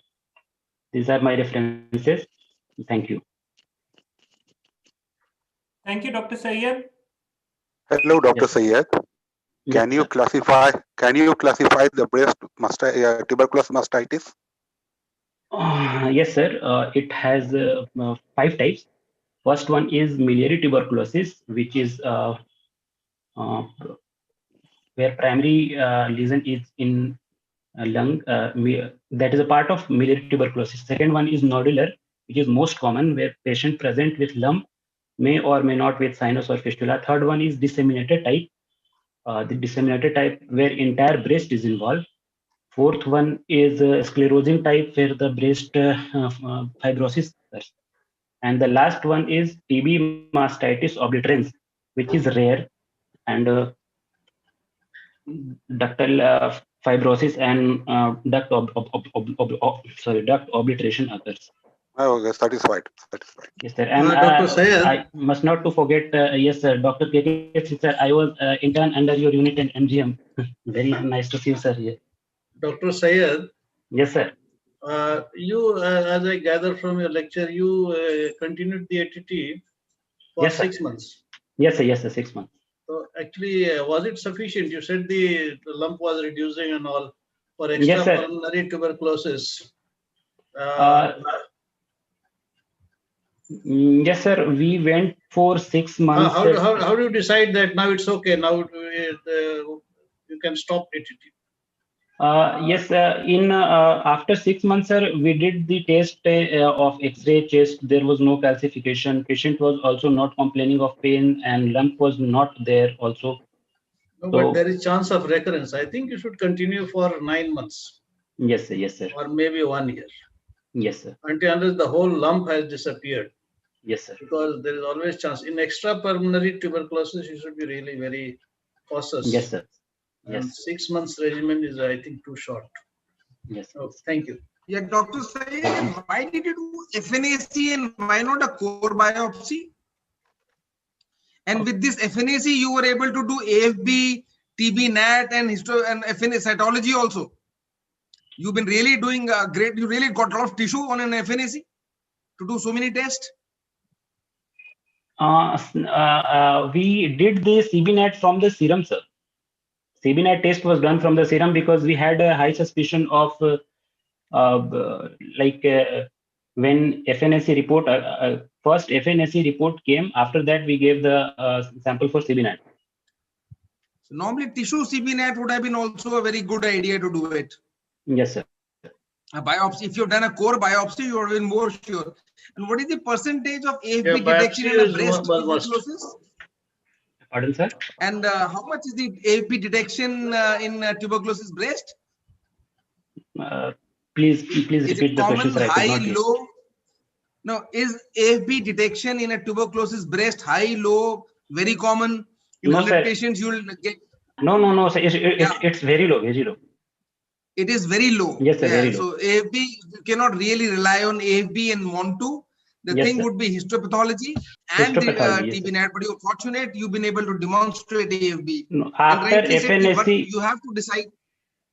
we did the biopsy, Yeah. sir, but due to she had the report of biopsy, but I could not get the slide of biopsy. That's why I did not include a slide of FNAC was present, so I presented in this. How was the biopsy poster. taken? Thank How you. was Yes, the sir. Yes, sir. biopsy? Biopsy was taken, and report was suggestive of But then, necrosis with granuloma.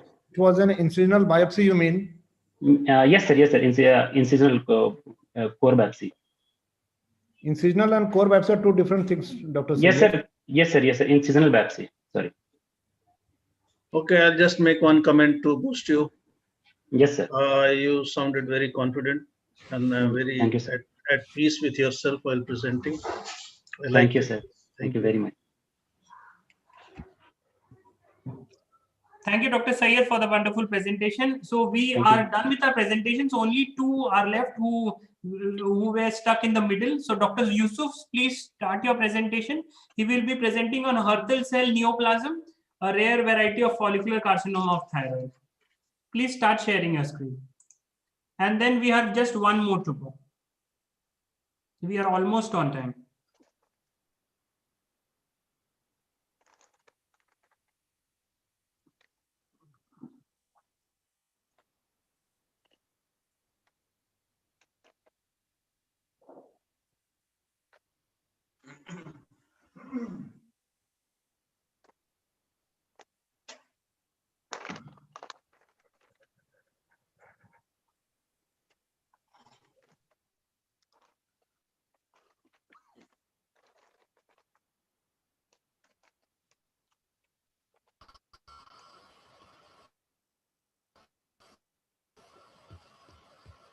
Dr. Yusuf, please start.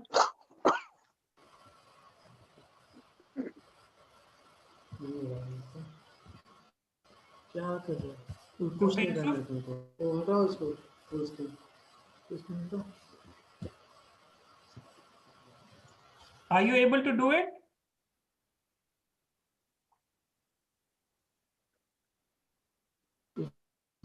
Yusuf का, अब यूसुफ का आवाज आ रहा है? यूसुफ का आवाज आ रहा नहीं आ रहा। I think Dr. Shubham is also left. We can continue with Dr. Shubham. Dr. Yusuf, are you able to speak? We are unable to hear anything from your end. Dr. Chandan Kumar Samal has finished.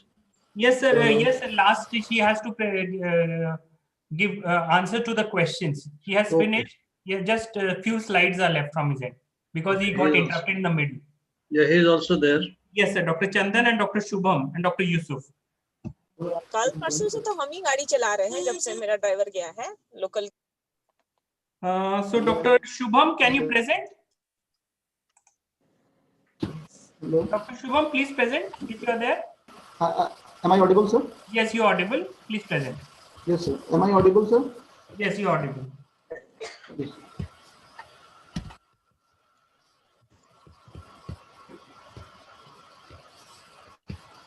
Good evening, everyone. I would like to present a rare case report on fibrosarcoma of hip.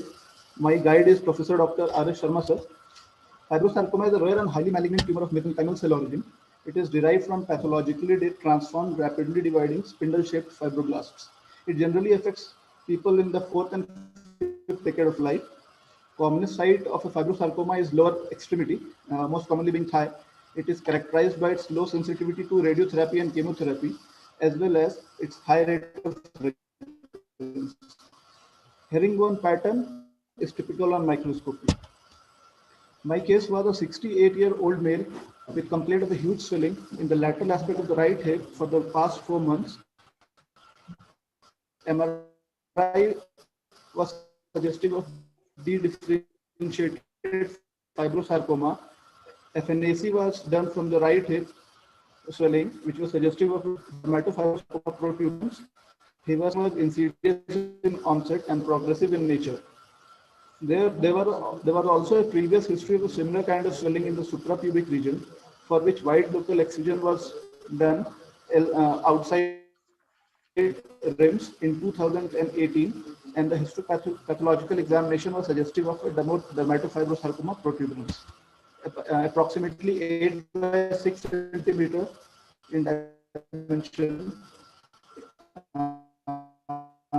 and it was located in the lateral side of the hip. It was extending up to the proximal third of the right thigh. The surface was smooth and the skin was thin and shiny. It was tender and the temperature over the swelling was normal. We did a wide local excision of the tumor with a followed by primary, and he then received radiotherapy elsewhere at TMH Jamshedpur. Post-operative period was clear. On microscope, architecture with variable collagen was seen. This is the picture of the tumor in morphology, almost the size of the base. In MRI, there is hypointense area, pre-operated image, and the HP bone pattern. Fibrosarcoma is a malignant tumor of the fibroblasts. The tumor has been greatly diagnosed with and frequently confused malignant fibrous histiocytoma, malignant peripheral nerve sheath tumors, and host of sarcomatous and pseudosarcomatous lesions. MRI is considered to be the modality of choice for evaluation of this. The best prognosis is seen when complete surgical tumor resection is done with tumor-free margins and use of agents that prevent tumor invasion and proliferation. Fibrosarcoma has always been considered a diagnosis of exclusion. Recent advancement in molecular biology with the detection of FUSD rearrangements and the expression of MUC4, these are tumor surgical removal, chemotherapy with VAC regimen is advisable. It's a very aggressive tumor, so overall, very rare presentation of the fibromatosis was treated by wide local excision of the tumor. You are inaudible. Followed by radiotherapy, and it provided adequate cosmetic and functional results. Thank you. His slides also didn't move. He was right from beginning, he was on conclusion. Hello. There may be a technical hitch, so we'll leave at that. You Yes. just have to mark on that. Yeah. No, it's okay. He has made the presentation. Let's accept that. So our next presentation left You is did a FNAC and not a biopsy. Is that adequate to treat a sarcoma?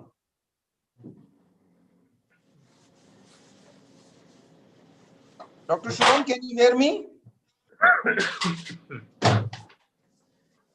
Dr. Shubham, can you hear me? Dr. Shubham, please answer.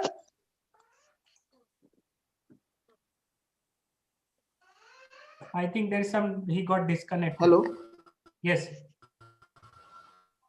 Dr. Shubham, can you answer the sir's question? Can you repeat, sir? Hello. Yeah. So in this case, you have done a FNAC. Is that adequate to treat a sarcoma? Sir, I could not hear, sir. So you, in this case, yes, sir. To get a tissue diagnosis, you have done an FNAC. Is that adequate? No, sir. Why? So why did you do something which is not adequate? Huh? So why it was not done in? Why you have not done it?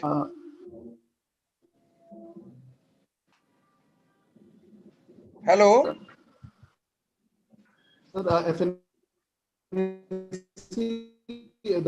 patient came with an FNAC, sir, and it was yes, sir. Hello. Sir, I think there is some connection issue. We can leave. Yeah. We'll leave it. There is some problem. So we did surgery and Thank you. So our next presenter is Dr. Chandan. We got him stuck in the middle, so he can just finish his presentation. Dr. Chandan.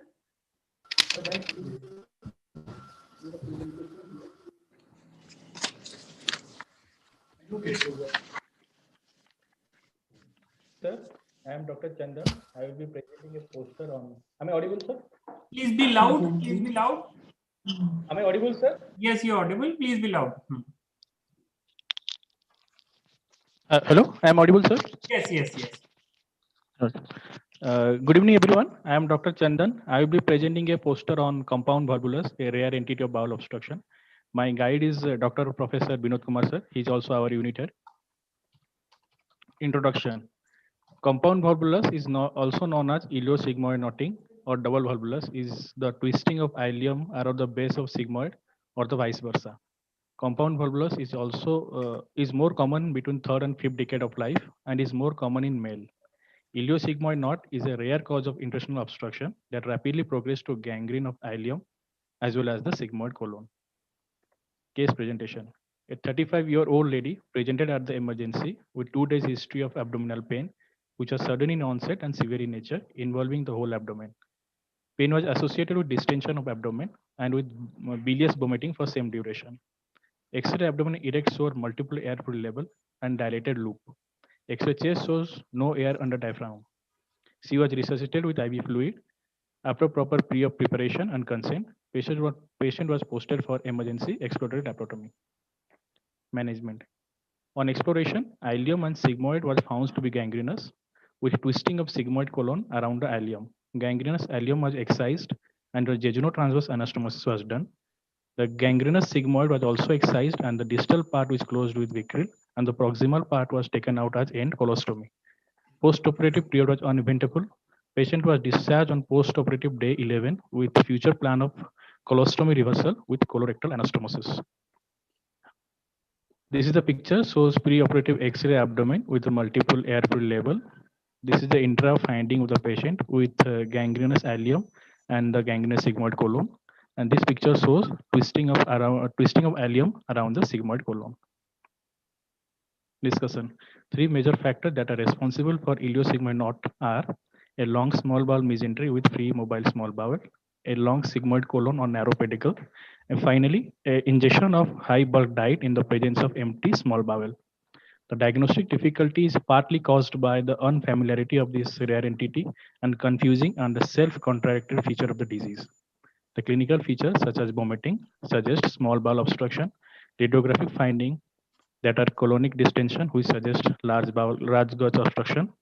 Unlike sigmoid volvulus, attempt to deflate the distended colon using sigmoid scope and flatus tube fails in iliosigmoid knot.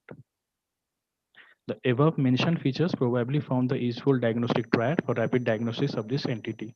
In recent years, CT has been helpful in making preoperative diagnosis. The following table shows the classification of iliosigmoid knotting. Type 1, ileum around the sigmoid. Type 2, sigmoid around the ileum. Type 3, ileocecal around the sigmoid. Type 4, undetermined.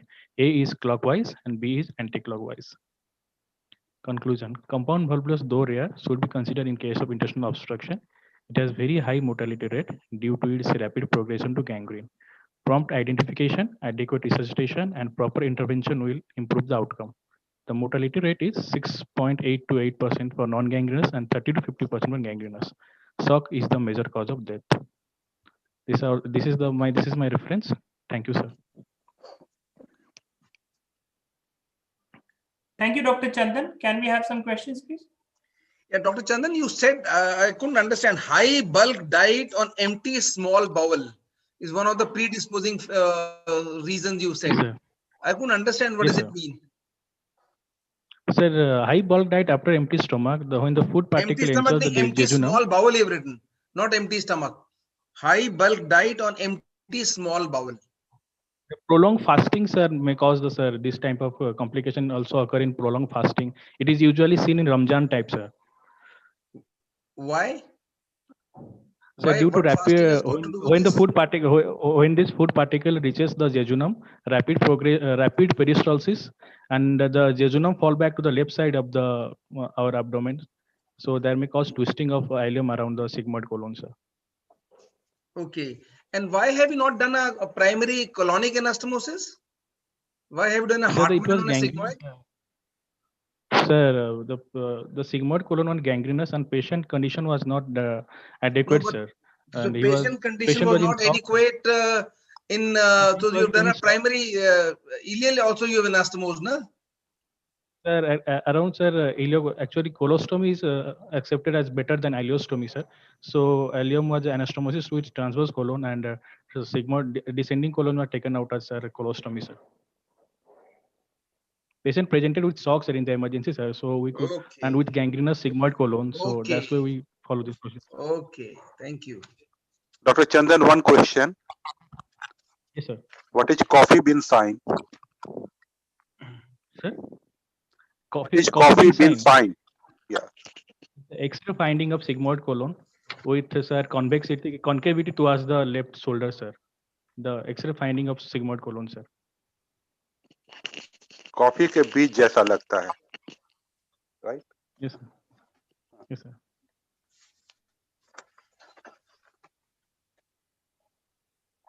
Okay, thank you. Thank you, sir.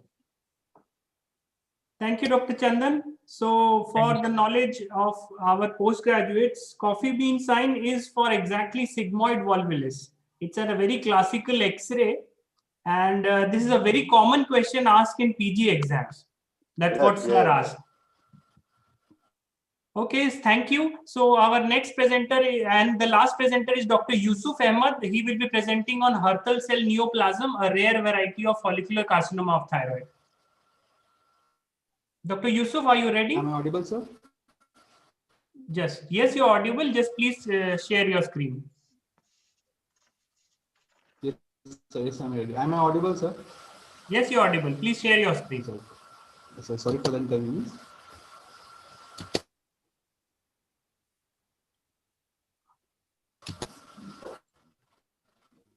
Yes.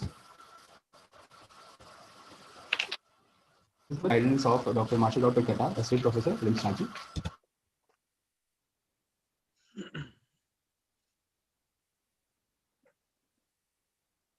Hurthle cell carcinoma was first only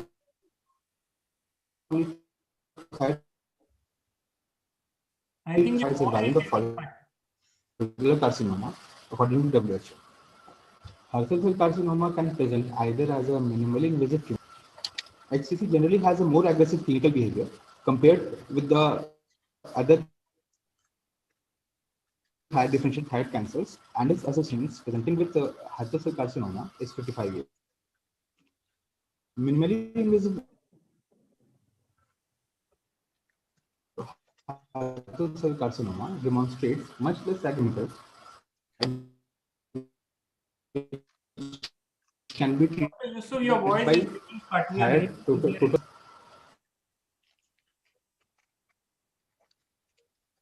For tumors more than 4 centimeters It in was size, a good session. I think stimulation- 99% presentation was success. I think only one is left. Yusuf, are you ready? Hello. Yusuf is ready, but his network is not. Oh, yes, sir, yes, sir. so we don't want to miss him by one person. Audible, sir. I'm Yusuf, give a last try. We want to make it 100%. Yeah, we should make it 100%. This will be a great success. What Yusuf can do, you keep showing your slide. No, at least they can read through your slides. Your audio is a Am I audible, problem. Yeah. You continue with your slides and speak. So in case your audio is a problem, you show your slide and you can get on call with Satvir. Satvir, put him on speaker, and then we can hear it. Yes. I'll just do that. Okay, just mute yourself. Just mute yourself, Yusuf, and speak on the phone with Satvir. Satvir will put it on the speaker, and you go on changing your slide. Okay, that's good. Please speak. You are on speaker. Hurthle cell carcinoma was first described by Ewing in 1928, which represents only 3% of all thyroid cancers and is currently classified as a variant of follicular. Hurthle cell cancer can present either as a minimally invasive or a widely invasive tumor. It generally has a more aggressive clinical behavior compared with other differential thyroid cancers and is associated with higher rate of disease development. Average age of patients presenting with Hurthle cell carcinoma is 55 years. Minimally invasive Hurthle cell carcinoma demonstrates much less aggressive behavior, with lesions less than 4 centimeters can be treated with thyroid lobectomy alone. For tumors more than 4 centimeters in size, showing lymph node involvement, radioactive iodine therapy is required. The diagnosis is a purely histopathological diagnosis, as it is a variant of follicular neoplasm, and without biopsy, presence of Hurthle cells and capsule invasion cannot be demonstrated. On histopathology, Hurthle cell appears as a large polygonal cells with marked eosinophilic granular cytoplasm, which is reflective of an overly abundant mitochondria. In our case, it was a 54-year-old female who presented with a painless swelling on the right side of her neck for the past 6 months. There is no history of trauma, night sweats, lethargy, palpitations, and there is no recent loss of weight over the past 6 months. On clinical examination, it was identified as a solitary thyroid nodule without involvement of any neck lymph nodes. Patient was euthyroid both clinically and biochemically. Ultrasonography of neck suggested a multinodular goiter with largest nodule of size 3 to 4 cm on right lobe of thyroid. FNAC suggested it to be a Hurtful cell neoplasm. Total thyroidectomy was then performed and the specimen was sent for histopathological examination, which revealed moderately differentiated follicular carcinoma with minimal extrathyroidal extension and angiolymphatic invasion and showing characteristic Hurtful cells. Post-thyroidectomy, the patient was started on thyroid supplements, which was levothyroxine 100 micrograms per day orally. Patient was then counseled for long-term follow-up. Now we are coming to discussion.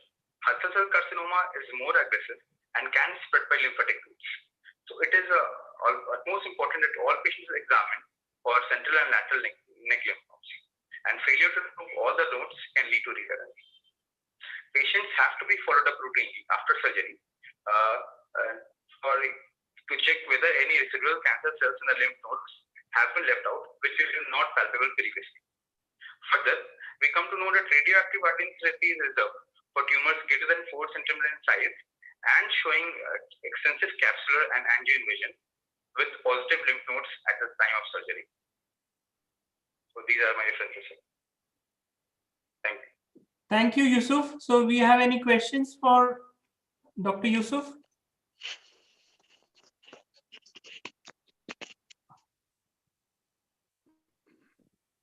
Yes, Dr. Yusuf. What is oxyphilic cell carcinoma?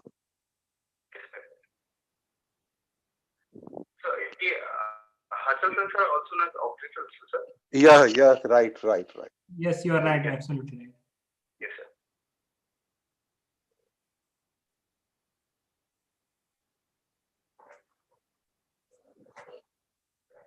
sir. Thank you very much, Dr. Yusuf. This marks an end to our first presentation session of Thank you very much, sir. Dr. Naveen has completed his presentation. Sir, Dr. Naveen has completed the rectal carcinoma. He is presenting as a paper, sir. So he has to present only one. So you have to just write that off. Right. It was a, may I request all the judges to make one few comments for the candidates who have generally presented, what have been their strengths and what they can pick up for future improvement. Few lines. Start Dr. Nalnikant and then move on. One or two lines from you people to the candidates. They have done well, but only thing that this virtual conference is something new for all, and that may have created some problem for them or to us also. Yeah, that's true. But that's going to be the future, sir. Anyway, thank you. Dr. K.K. Singh. Yeah, it was a nice session. I really enjoyed and learned many things.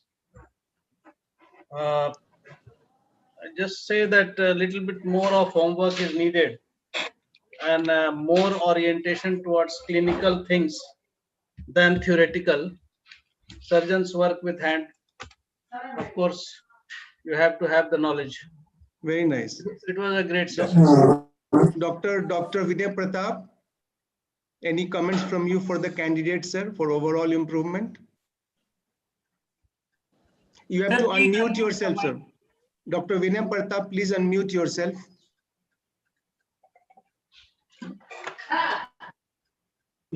Thank you, Dr. Sujit and Dr. Arunima, for the nice presentation of this Jasicon and great start with the case presentation. All the candidates were good and they need to be more compact in their presentation, and we were precise in asking the questions.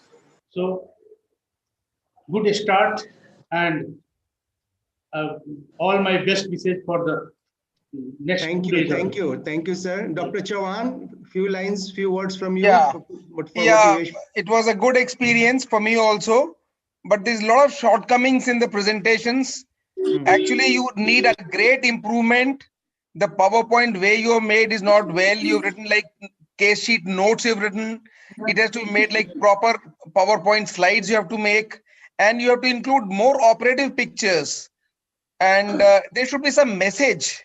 And all these things, why you are presenting is also important. So if you focus on these things, you'll be able to make good presentations. Very nice. That's I'm sure the candidates will learn from your words of wisdom. I can see RP. RP, can you give a one line to motivate the candidates? They have worked very hard.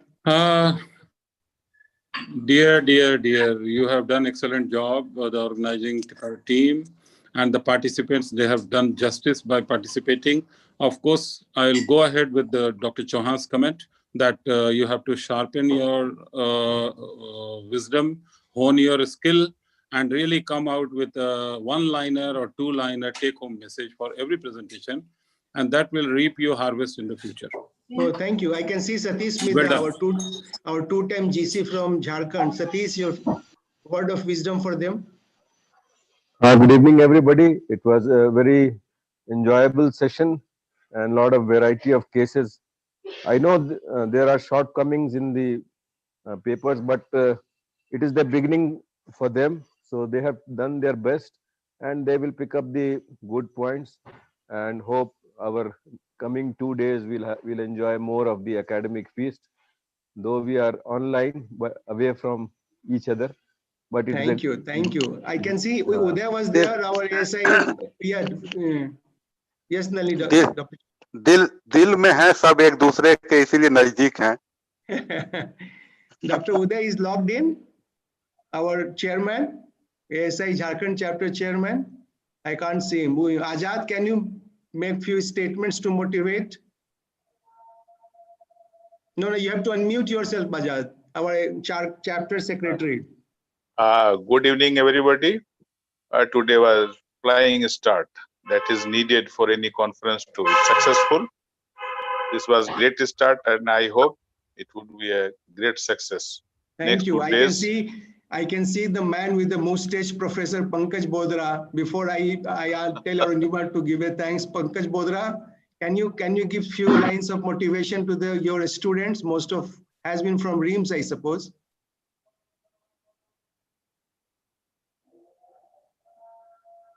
Professor Bodra? He's not listening, is he? Okay, I think we have lost him. Anybody else wants to make a few quick comments before I... Okay. So I'll hand over the mic to Arunima at the end. Before, I must thank all the judges, all the participants, and my special gratitude and thanks to the candidates who have presented from the outside state, and they have taken Jharkhand. So the Jharkhand feels very proud of them. And we are really grateful that you took this opportunity to present in our state chapter, though usually it's a little bit issue that only the state PGs get into the award session. Nevertheless, we'll recognize all of you. And I thank the website team. And two persons I must thank other than the team is the Dr. Arunima Burma, which is she's burning her midnight oil for the last 2 to 3 months, and I'm sure she is working very hard. And the one person who had thrown himself into this, a young chap, Satvir. Thank you very much, Satvir. You have a huge potential. Thank you very much, sir. Thank you, sir. And Pankaj, are you listening to me? Dr. Professor Bodra? No, he's not listening, it seems. Okay, back to your Arunima to wind up and invite people for tomorrow. Yeah, just before I wind up, Satvir was just presenting the certificate of participation and judging the session to our judges. So Yes. that is the recognition. They will be getting these certificates. Satvir, you can just present and then we can just end. So this is the certificate of participation to Dr. S.S. Chauhan, who has judged our first PG postgraduate session. Thank you very much, sir. Our second judge, Dr. Nalini Chaudhary, sir. Thank you very much for judging this session. Our third judge, Dr. Vinay Pratap, thank you for giving your valuable time and judging the session.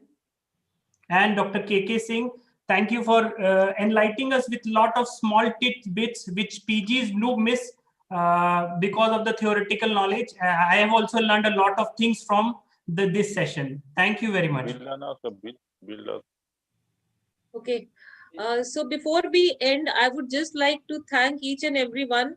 I would like to thank the organizing committee, all these young Satvir, Sumegha, Sushil, and Sumit. They have really worked very hard, and Satvir, you did a wonderful job. All the judges, thank you very much for giving your valuable time. Dr. Sunil Kumar, Dr. R.P. Srivastava, Dr. Uday Srivastava, and Dr. Azad, thank you for helping out. And all the candidates, thank you very much for your participation. Just like to make an announcement that the judges have already judged you. We will compile the sheet tonight. And tomorrow morning at 8:45, I request all of you to log in. We will announce the results over there because the best 5 posters will be presented on 8th. So on 8th, we will be presenting the best 5 posters in Hall A. So tomorrow in Hall A, please all of you log in and we will announce the result of this so that all the 5 top posters can get ready for presenting on 8th. And thank you very much, all of you. Looking forward to seeing all of you tomorrow. We have got 2 very good sessions starting off. At 9, we have got Dr. Jeff Milsom from USA and followed by Dr. Parul Shukla from USA. And then Dr. Rachel Hargis from UK. They are doing a wonderful session. So I request all of you to log in and listen to their deliberations. And at the same time, in the parallel hall, we have got our wonderful PGs doing their paper presentation. So tomorrow is also a very big day. And then we have got the video session. Video session is going to be a wonderful teaching session for all PGs as well as young faculty. So I hope all of you will make this program a successful program. Thank you very much. We can log off now and Satvir will continue with his work of compilation and giving the results. Thank you, Satvir. Thank you, everyone. Thank you. Satvir, I will be sending Good night, everybody. in 1 hour. Yes, sir, not a problem. Good night, everybody. Good night, everybody. Good night. Good night. Good night. Good night. See you tomorrow. Good night, KK. Thanks. So everybody will enjoy dinner at its own home. Dinner and drinks. Dinner and drinks. Yeah. Drinks तो कल मिलेगा आज नहीं. Diary में सब चढ़ा रहे हैं. Thank you, sir. ठीक है. Okay. Bye. चलो. बिल रखा हुआ. Nobody wants to leave. मतलब खोज के हम रख दिए ताकि सुबह आगे. तुमको इसमें नहीं चढ़ाने आता है नहीं बोला था कि ये एक आदमी चढ़ा.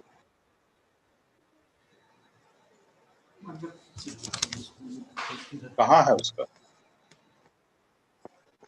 देखो दवा वाला डिब्बा में कहाँ. दवा वाला डिब्बा में तो होगा ही नहीं.